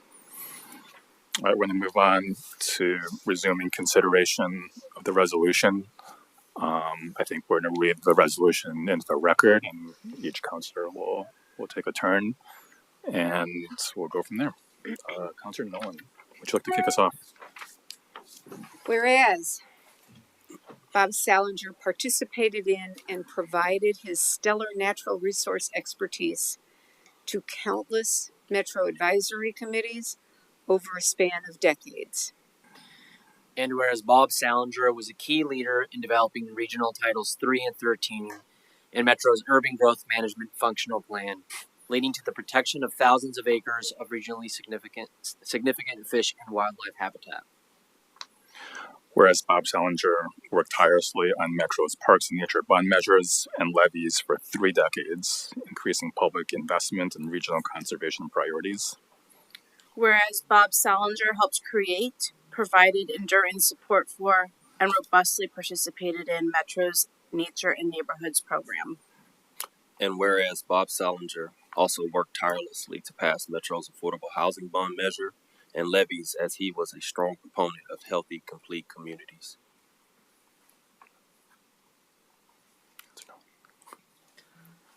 Whereas Bob Salinger helped spearhead the development of a regional conservation strategy and biodiversity guide for the Portland-Vancouver metropolitan region, and co-authored the landmark regional conservation strategy summary. Whereas Bob Salinger served as an inaugural board member of the Intertwine Alliance, an organization dedicated to building a coalition to preserve and nurture a healthy regional system of parks, trails, and natural areas. Whereas Bob Salinger led the effort to prevent development of 1,000 acres of regionally significant habitat on West Hayden Island, thereby creating the opportunity to add the iconic island to the region's system of parks, trails, and natural areas. Whereas Bob Salinger helped create and grow the Backyard Habitat Certification Program with a focus on integrating nature into the built landscape and increasing the connectivity of Metro's regional system. And whereas Bob Salinger advocated strongly to ensure Metro's transportation system work was done in synchrony and with its natural resource program. And whereas Bob Salinger was a resolute friend of and an expert resource to Metro's staff and council over decades. Now therefore be it resolved that Metro recognizes and hails Bob Salinger's invaluable contributions to the parks, trails, and natural area systems and ecological health of the Portland-Vancouver metropolitan region, mourns his passing, expresses its deepest sympathy to his family, and commemorates his legacy in Greater Portland as a titan of conservation, adopted by the Metro Council this 14th day of November 2024. Great. Thank you all. Let's see, are there any council remarks? Yeah, I have. Oh, Councilor Rosenthal. Yeah, I want to confirm that I also support all those whereases. I'm sorry that I'm not present to be able to read them with the rest of the council. As has been said before, Bob Salinger was a force of nature and a force for nature, and he will be sorely missed. I particularly appreciate his support for former Councilor Stacy's support for the full cleanup of the Willamette Cove that was mentioned. This is another important aspect. And like many of the other councilors, I support the bringing of the West Hayden Island into the public ownership. And perhaps when that is done, perhaps we might consider appropriate naming of that facility for Mr. Salinger, but that is something to be considered in the future. So thank you all for your testimony. It was very moving, and he deserves it. Okay. If there's no other remarks. There are hands. Oh, I'm sorry. Councilor Lewis. Sure, thank you. We had a chance as council to make some reflections last week, and one thing that came out of my mouth before I even really thought about it, which I rarely do, was I said Bob Salinger is St. Francis. And that's really stuck with me in not only his relation to animals and his relation to making sure that we have habitat for animals and people, but in the effect that he has in all of us organizing amongst each other. When he was at Reed, like every good Reedy, he wrote a thesis on symbiosis, which in Greek means living together. And I want to thank everybody, not only for reflections today on how he's made an impact on living together, us with nature, us with each other, but there's some strength in living together in this room. So thank you. Thank you. Councilor Nolan. Thank you, Mr. Chair. thank you for the opportunity for me to see through more windows into Bob's life than the ones I've seen through. I've known Bob in both, should we say, sat on both sides of the table with Bob and on the other side of Bob, both in my service at the City of Portland, Environmental Services, and the legislature, and now here. And we've heard a lot about the experience of being an ally with Bob. I want to speak briefly to being an adversary of Bob. And just to say that in 30 years of public service and policy development and advocacy, I can't recall someone who was more collegial in his adversary position. I can't recall anyone who was so inviting, even when disagreeing on a point. And I think that is part of the secret of how Bob succeeded so well. Because he created, even with those who had opposing opinions, a sense of shared interest. And I aspire to create that same sense in people that I work with and find myself negotiating with. He is a role model that I hope to continue learning from. Thank you. Growing the bench of leadership across this region from all communities. I want to thank you all for being here. I think the work that folks in this room have done is why I moved to Portland here in the 2000s, was to take advantage of all these natural areas and kind of that value that we have here in this region. So I want to thank you all for coming. I want to thank you for your work. And seeing no additional remarks, we'll entertain a motion. Move to approve the resolution, Deputy President. Thank you. Second. Okay, the motion is moved by Councilor Gonzalez, and Councilor Lewis. Georgia, can you please call the roll? Yes, Councilor Rosenthal, Yes. Councilor Simpson, Aye. Councilor Lewis, Aye. Councilor Gonzalez, Aye. Councilor Nolan, Yes. Deputy Council President Wong. Aye. The motion passes unanimously. Again, I want to thank everyone for coming. We're going to take a 10-minute recess for us to process. We have some coffee and maybe snacks, baked goods out in the lobby area. And just, take a moment to reflect. We'll come back in 10 minutes to talk about the Parks and Nature annual report. And due to time constraints, we'll set over our briefing on supportive housing. So see you all in 10 minutes. Stopped.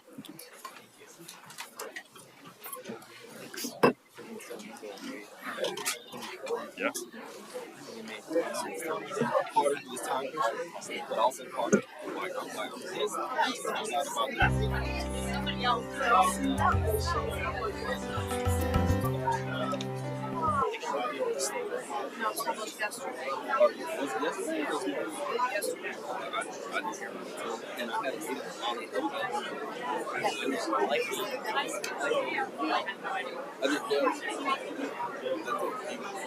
Well, that was the letter that we got from Welcome Home.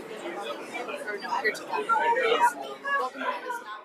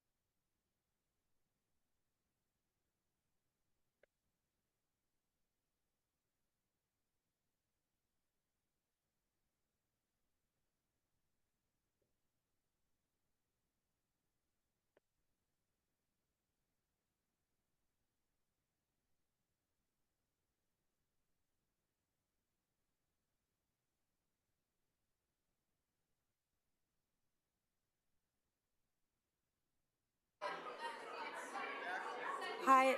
Hello, everyone. We're going to reconvene in just a couple of minutes and continue our agenda. Please make sure to grab some coffee and snacks, and then soon we're going to reconvene and continue our agenda. Thank you very much.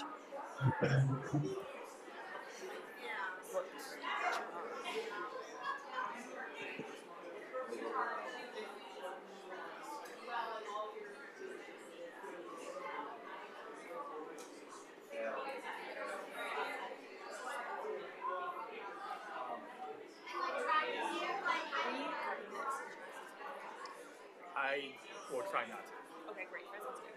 I just talked to they're going to come.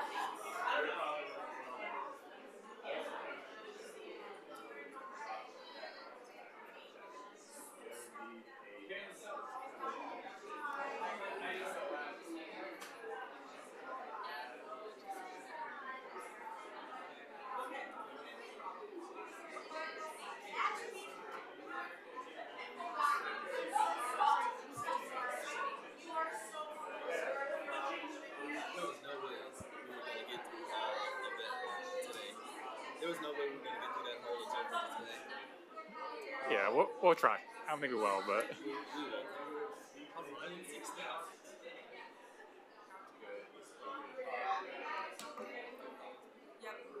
All right, we are at the time of reconvening. If you have not gotten your snacks, please go grab it, and we're going to continue with our agenda. If the counselors could please take their seats, that would be lovely. Thank you.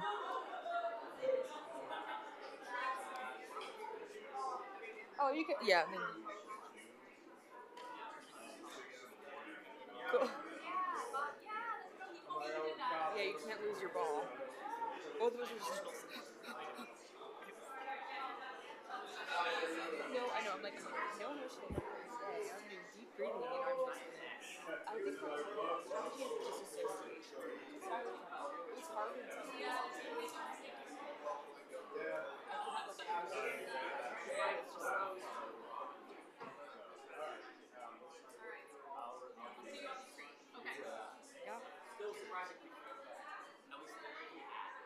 Yep. Yes, but everything's going to be very short. The counselor's not even in the room. All right. If everyone could please, all the counselors could please take their seats. We're going to continue with the agenda today.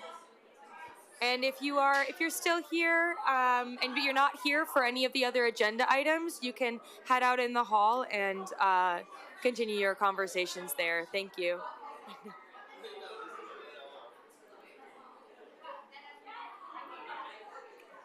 Do you have a hard stop?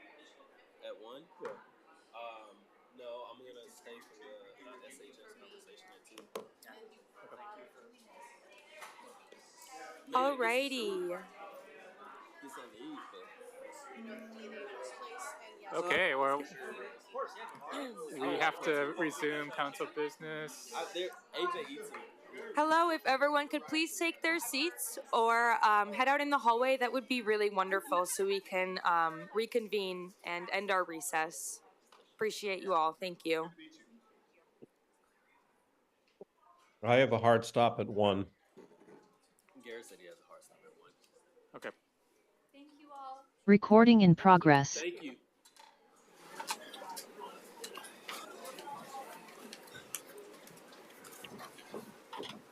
All right, we'll bring today's council meeting back to order. Let's move on to our presentations. Item 4.1, the fiscal year 23-24 Parks and Nature Annual Report to Council, and the fiscal year 23-24 Natural Areas Oversight Committee Annual Report to Council. Nearly 3 decades of voter investments have helped to protect clean water, restore fish and wildlife habitat, and provide opportunities to experience nature close to home.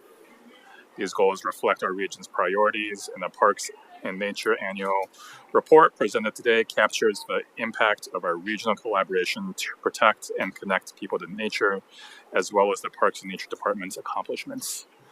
Many thanks to our Parks and Nature staff and our partners Without you, none of this would be possible. Metro's ability to keep supporting parks, trails, and natural areas depends on the continued trust of voters. The Natural Areas Capital Program Performance Oversight Committee's reporting on our progress delivers on promises to voters, or delivering on promises to voters helps us earn that trust. I want to thank the co-chairs of the committee, Carrie Waters and Aaron Upton, and to our council committee liaisons, Councilors Rosenthal, Nolan, and Simpson, to present the Parks and Nature Annual Report and the Oversight Committee's Year 3 report. Please welcome Parks and Nature Director John Blasher and Gary Waters. Great.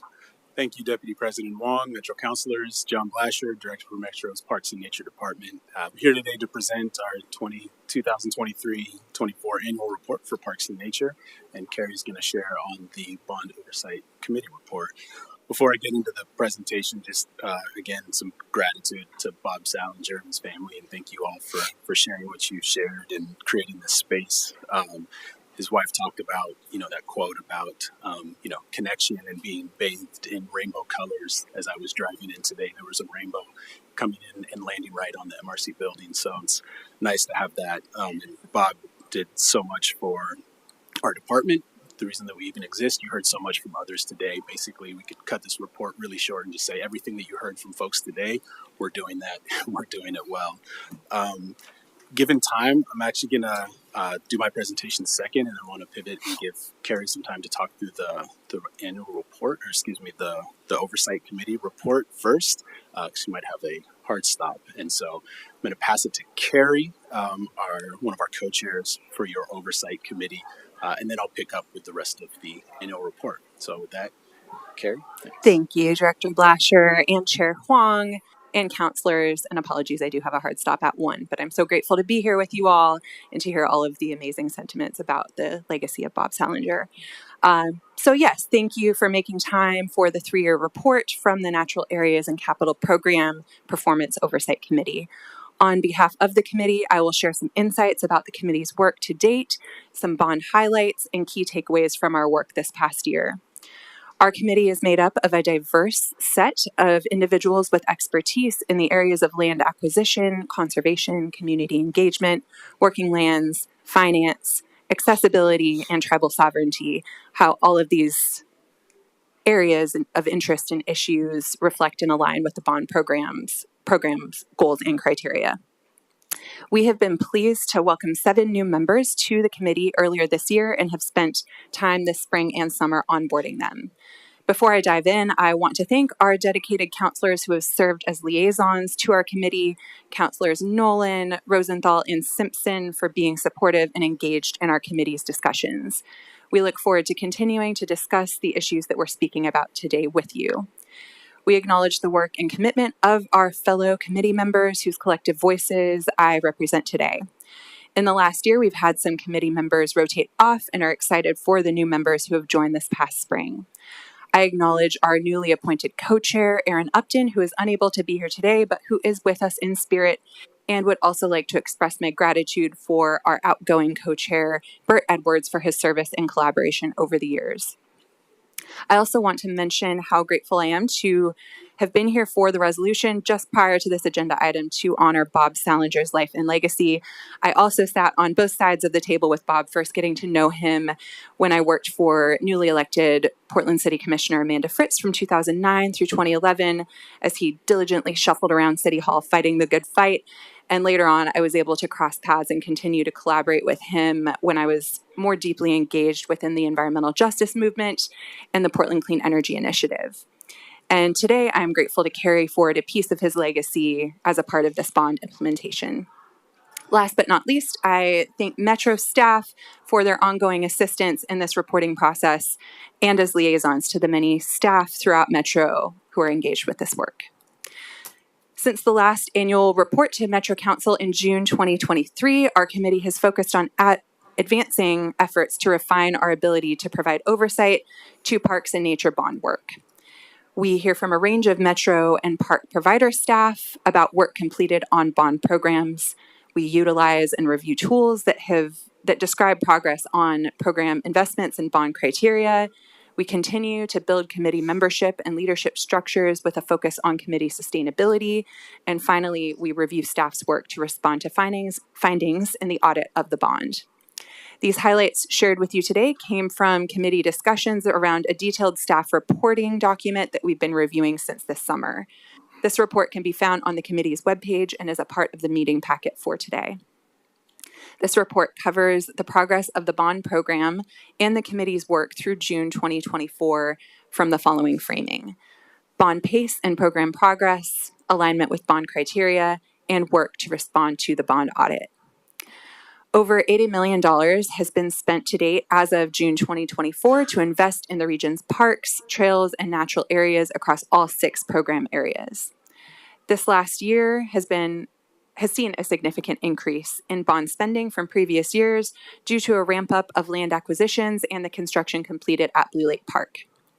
Bond investments are protecting priority habitat and future green space across the region.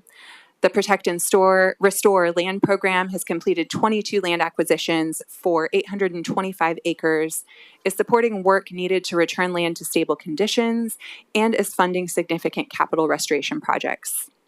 8 acquisitions were completed in this past fiscal year alone. The committee finds that properties acquired reflect community insights and demonstrate alignment with key pillars of climate resilience, including connectivity, anchor habitat, water quality, and quantity. Heading into future years, the committee wants to prioritize the following: to work with staff to understand the portfolio of land acquisitions to date for impact and balance now that there is a significant portfolio of land acquisitions completed, and to focus on understanding opportunities for acquisition in the urban target area. We want to encourage staff to increase the pace and opportunities for acquisition of trail gaps to strengthen the regional trail system wherever possible.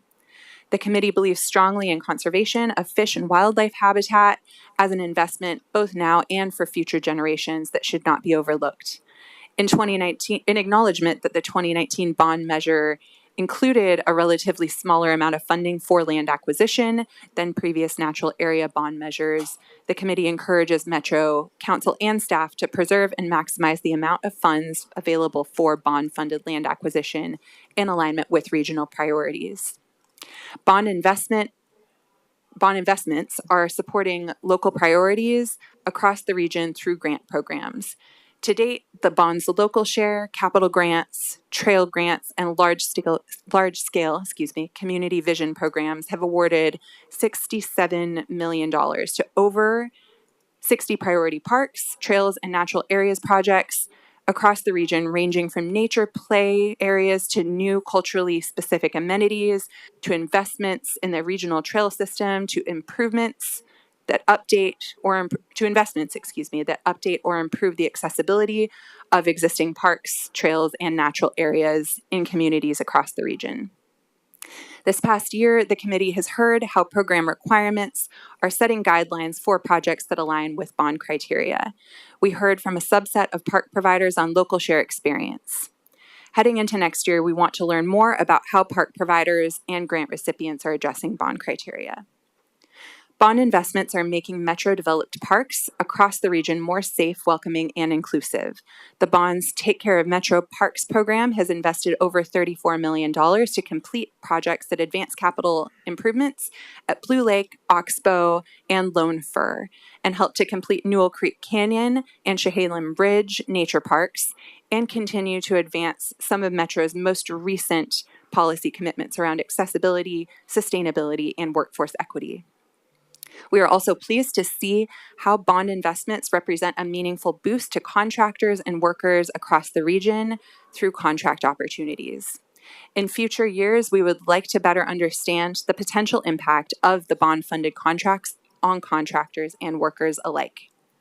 We encourage Metro to explore strategies, tools, and software that would allow for a deeper analysis of contract equity performance for contractors and subcontractors on bond-funded projects, especially as we anticipate more bond funds to be spent on larger construction projects with multiple contractors.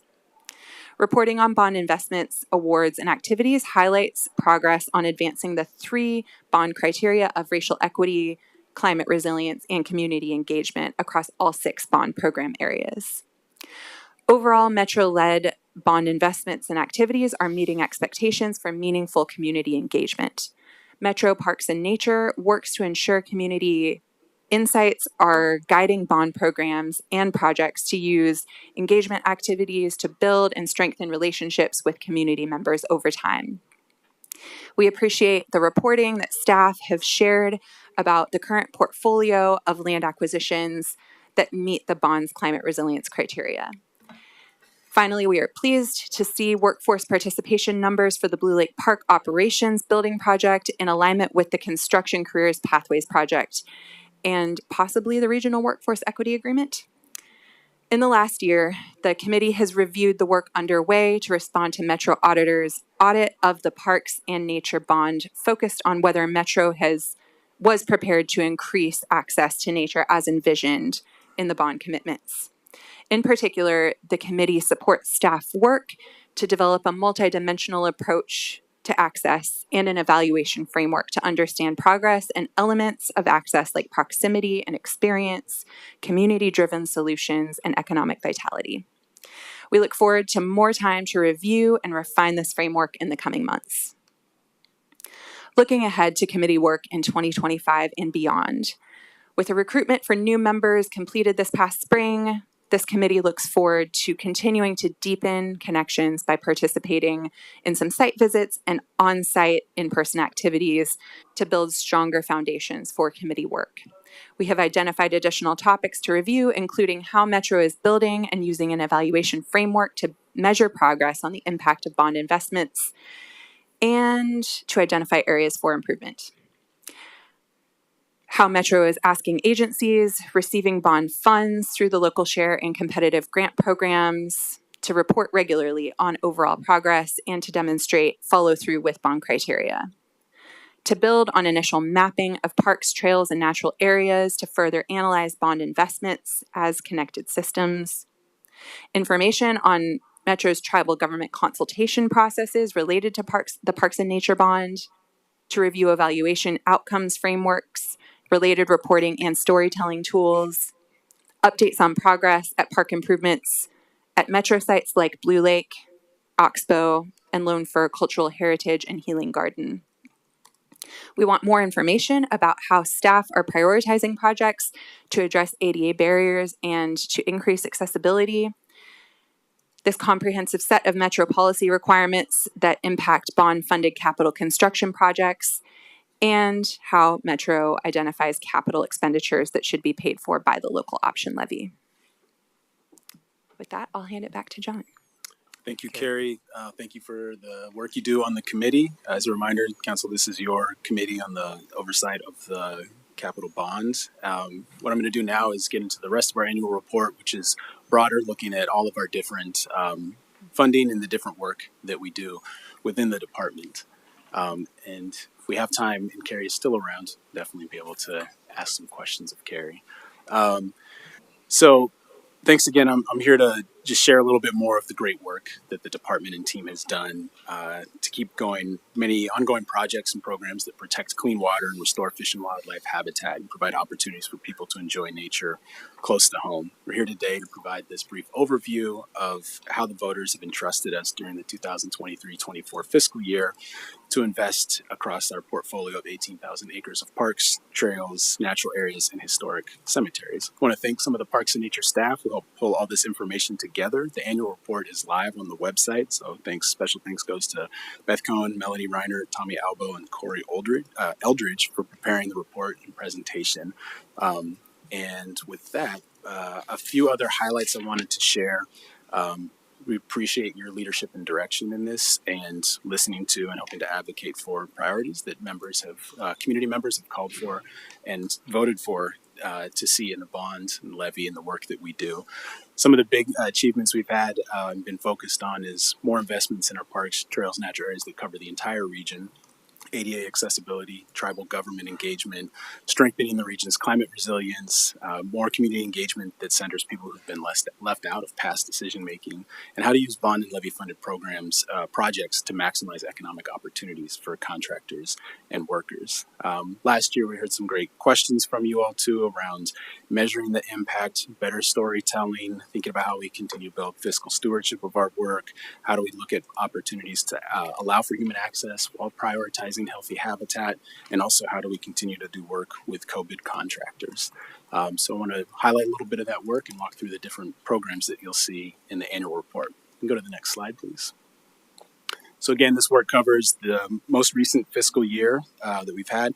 We're funded through a combination of 2019 Parks and Nature Bond, the Parks and Nature Local Option Levy, and Metro's General Fund, as well as some fees for service.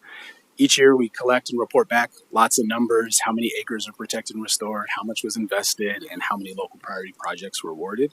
Know that there's more to those stories than just the numbers and the great impacts and the qualitative examples of what folks feel and experience. A few highlights too are just this past year you all voted to adopt the capital grants for the Nature Neighborhoods Community Choice Grants program that actually earned an international award for community engagement, which is very exciting.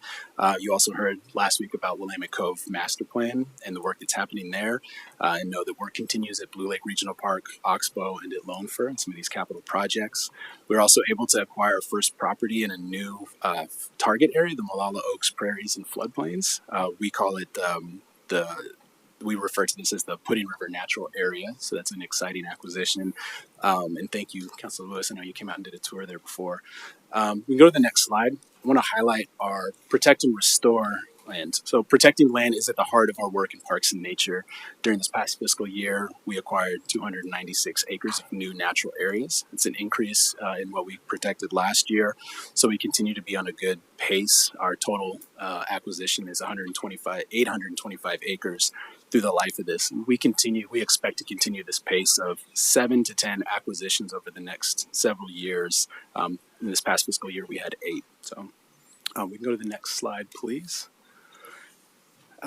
So one of the purchases I mentioned was the Pudding River Natural Area outside of Canby. There is a river. We're teasing you with this photo to show some footprints from a raccoon and some freshwater mussels. But this first purchase is really amazing, and it's really helping to build a new anchor. This property is just south of Molalla State Park. This was a target area identified by some of our tribes, indigenous communities, and communities of color as a new target area. So it's exciting to be able to build on not only the good work of conservation habitat protection, but also how we uplift and listen to voices of communities. Next slide, please. So once we protect it, we have to take care of it. So restoration and maintenance is also a big important part of what we do, and almost half of the levy dollars are dedicated towards investing in this work. As you can see on the slide here, our team worked on 104 habitats and doing habitat water quality projects on 5,313 acres of restoration that's also underway. This is consistent with last year's pace, so we're really able to have a consistent effort. And this work improves the ecosystems of our parks, natural areas, and it's more than just. Sometimes you can't always tell just by the number. Sometimes that quality impact can have really tremendous additional impacts. And we don't work alone. We have great partnerships with folks like the Clackamas River Invasive Species Partnership, Clackamas River Partnership, Clean Water Services, Sandy River Basin, Willamette Valley Native Plant Partnerships, among others. Next slide, please. So here's an example of why some of these are so important. Part of these efforts contributed to some major milestones recently that we had two flowers native to our region have been removed from the endangered species list. One is the golden paintbrush. When that species was listed in 1997, there were no wild populations in Oregon. Starting in 2010, Metro established 48 sites with it. A few years ago, we counted more than 50,000 golden paintbrush at Howell Territorial Park on Sauvie Island. And this photo that you see here is the Nelson's checker mallow. You see it growing at our Native Plant Center, and we harvest seeds for some of our restoration efforts. So it's just an example of how we can continue to support this important elements of keeping things the way they were for future generations to enjoy these healthy ecosystems. Next slide. So it's not just about the plants and animals, also about the people. We know that people love this greater Portland area. They want to enjoy these different places and spaces, so we make those investments into the parks. We heard from a lot of folks, they want to make sure that we invest in those places and sites that we already have and know and love.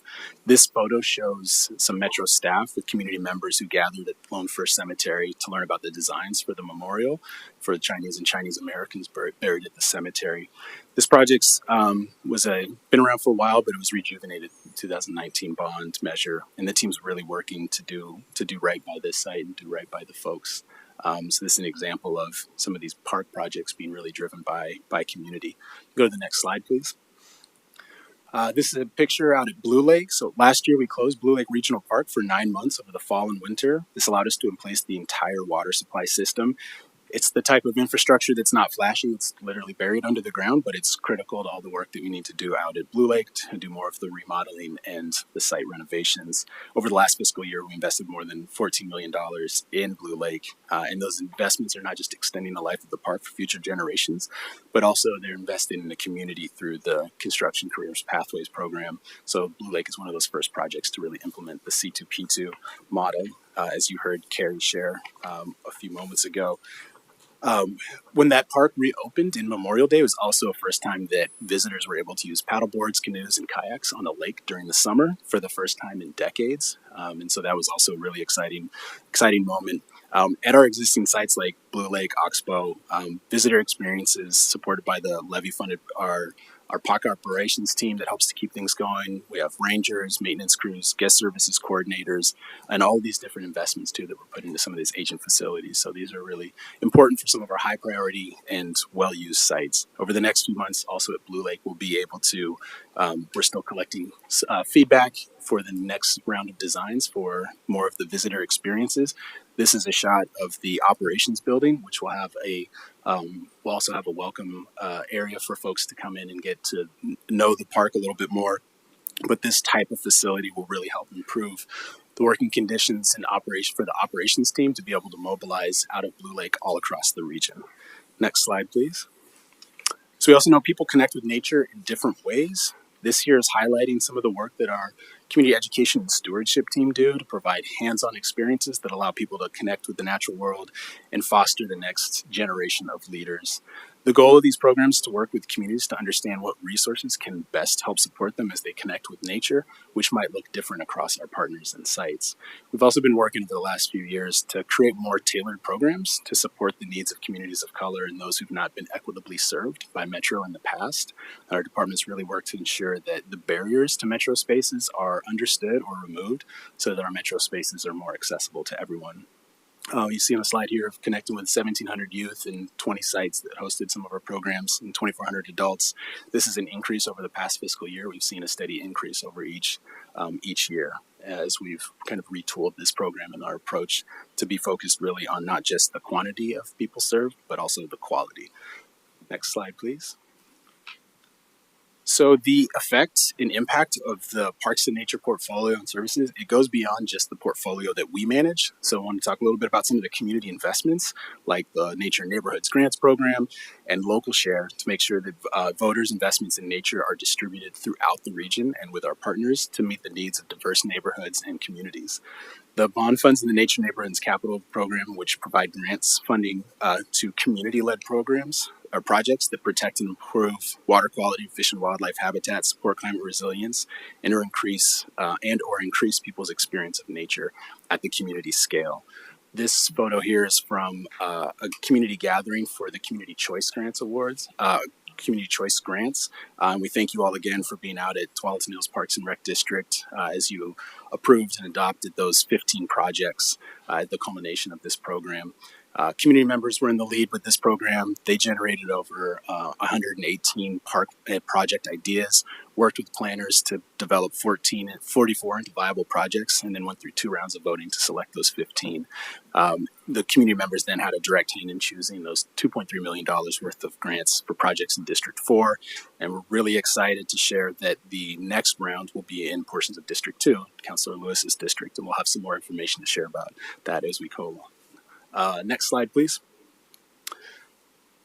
So showing some scale of impact, this here shows some of the different investments that we've awarded through our to our local park providers, just to give you an idea. So the large green circles are in Washington County, or the community choice grants that we awarded last year. The other green circles represent some of the awards that Metro Council has made in the previous fiscal years. But what I don't have on this map yet is the 2.5 that that council awarded just this past July. So as you can see, a great distribution of those nature neighborhoods capital grants all across the region. Next slide, please. So the other large investment that we have is through the local share programs, funds going directly to those local park providers. Similar, you can see the distribution all across the region. Smaller blue dots show the impact of local share from the 95 and 06 bond, and those larger circles show some of our recent projects. You can see that across the 27 park providers, the 2019 bond so far has invested $30 million to 9 park providers for 17 projects, and we continue to have conversations with the rest of the park providers to get their projects in and running. Next slide, please. All right. We know that Parks and Nature, racial equity, diversity, inclusion is important to our department and agency. And in 2018, we launched our Inclusion Action Plan. And that's work is how we can bring together equity, diversity, inclusion with our mission of clean air, clean water, and connecting people to nature.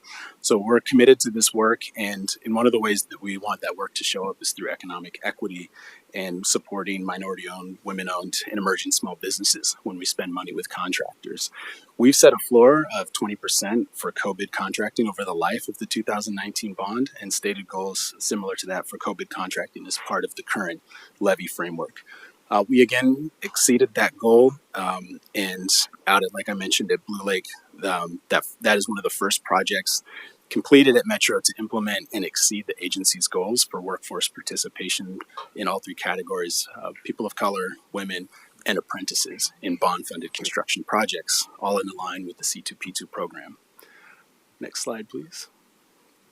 Our department also includes 14 historic cemeteries that should provide not only an important service for families throughout Greater Portland, but they're also places that are managed as active facilities for people to learn about the area's history and to reflect on and enjoy nature. So we continue to invest in this program and provide these meaningful spaces. And you heard about the project happening at Lone Fir. It'll be one of the biggest renovations that we've done at our historic cemeteries in some time. Next slide. Just got a few more here. So what's a presentation without a wall of numbers? At the heart of Metro's work are the investments that voters have made and expect us to make. So I just wanted to close with a quick look at how we've invested in these various programs through the different colors of money that we have through different voter initiatives and general fund. There's a lot of information here, but this information is in your packet as well, and happy to talk through or answer any of the questions you might have on that. With that, we can go to the next slide. So looking forward, appreciate your continued engagement and direction in this work that we have. As we continue to do the work that the region asks of us, we're working to build a better toolkit also to tell the story of our shared work. So we started providing more of a detailed evaluation that shows the impacts of the bond measure and digs more into these activities in the annual report. So that link is live and on the website for folks to find more information there. And as you recall, we previewed with you this past summer as part of the description of work to respond to the audit of the Parks and Nature bond. So we've largely completed our work to address the recommendations in the audit with a focus on articulating a multidimensional approach to access and tools for evaluating that. And as we head into 2025 and beyond, we'll preview that we will be working on updating the Parks and Nature system plan. So we'll be bringing that to you for some discussion. And yeah, at every turn, we appreciate your continued work and engagement and commitment to this great work across the region. And with that, I will close and take any questions that you might have. And I'm not sure if, Carrie is still here. So yeah, great. Thank you all again. And thanks to the staff for all their great work. Thank you so much. Colleagues, any questions? What's next for community engagement now that you've won an international award? District 2.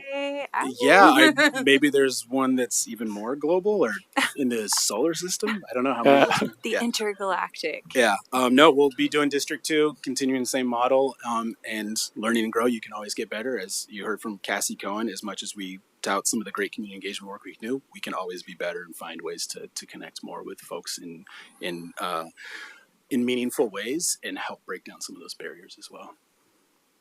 Councilor Lewis. Sure. I have 2 thoughts that are kind of like questions. I'm just going to say them, and if you'd respond to them, I'd appreciate it. One, you've done a really nice job of packaging so many things that you do. You kind of have 2 sides of the house, taking care of people and taking care of plants and critters. And you blend them together really nicely in this report. And you kind of put a rosy view on it, but I think we're still in a phase of some challenges. I know about vandalism at parks, and things in the public commons are deteriorating, and people seem to care less than they should, or maybe that we'd like them to. So if you could speak to the kind of operational challenges of reality, I would love to kind of hear how that's baked into your plan and progress. And then my other thought and question is along the lines of how complicated some of this work is, because we do it with partners. And we have some partners who are quite willing to drag things out beyond timelines that mesh with us. You know, we've got bonds, they have to be expended in a certain time. We're about to have potentially some challenges if there's ever a federal dollar involved. I'm thinking very particularly about Milwaukee Bay Park and how we have a really excellent plan for phase 3, but we have multiple partners who think very different things about the priority of that. So I'd love to hear your thoughts about how flexible our plan can be and how we can really work with partners even in challenging times. If I could just interrupt for 1 second. Nathan, we don't have quorum right now. Can we finish? You have lost your quorum. Well, you're no longer in a public meeting right now. So, do you know where Councilor Rosenthal or Councilor Rosenthal had a hard stop. Councilor Simpson's on a phone call with President Peterson. Thank you, Carrie. Thank you so much, everyone. Sorry about that. You get one back, especially because you have the ordinance coming. Are you still doing the ordinance? Oh, we're doing the ordinance. Well, we're not doing the ordinance without somebody. Can you maybe see if Councilor Simpson's able to come back? Thank you. Did Councilor Gonzalez have a hard stop? Yeah, Councilor Gonzalez had a 12:45 hard stop. I mean, I had one too, but I canceled it. This is important. Okay, let's get Councilor Simpson back. Just for the record. Okay, apologies, everyone.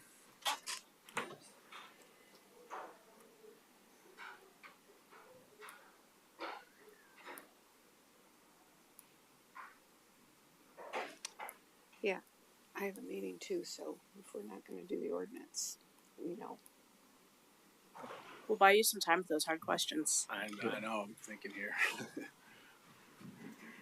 Okay. Thank you, Councilor Simpson. All right. Well, Let's move quickly to the business that we have to vote on. okay. We will resume our meeting. And thank you, Councilor Lewis. Operational challenges are real. We have different spots that have more hotspots in places where we have challenges with either folks that are experiencing houselessness.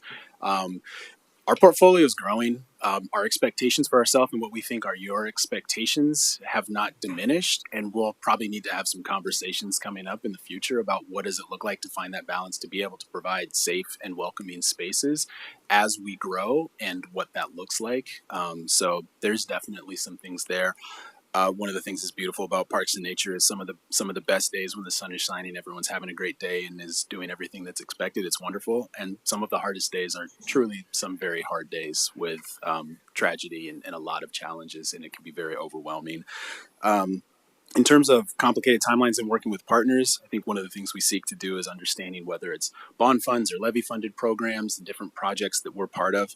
We're always trying to find some compromise, but also be really clear where, hey, some of these dollars, we've got expectations to spend these bond dollars by 2031. So we're committed to that. We're trying to push that forward.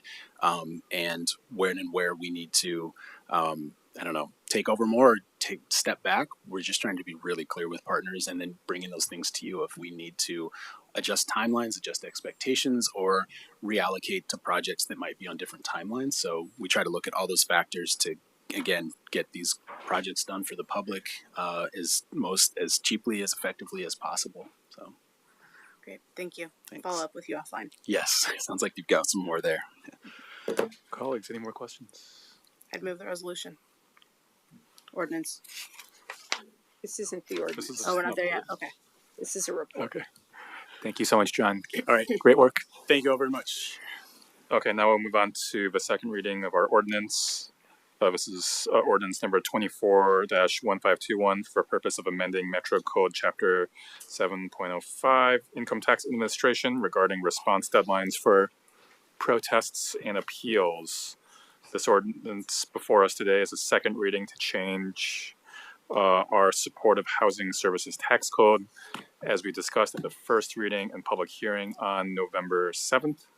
This ordinance would align our tax code with past council direction and other local tax codes by extending the response deadline for protests and appeals. Our tax compliance program manager, Justin Lopsher, is here to answer any questions before the vote. Any questions? Seeing no questions, can I get a motion? So moved. Second. All right, moved by Councilor Simpson, seconded by Councilor Lewis. And Georgia, can you please call the roll? Yes. Counselor Nolan. Yes. Counselor Wong. Yes. Oops, sorry. Counselor Lewis. Aye. And Counselor Simpson. Aye. Great. The ordinance passes. Thanks for coming in. Thank you. Okay. I think given the time, we will defer. Adjourn. Defer. Yes. But just a note that the consent agenda items should be rolled over to the next meeting. Okay, let's do that. All right. With that, we'll adjourn. Our next regular meeting is scheduled for Thursday, November 21st, 2024 at 10:30 a.m.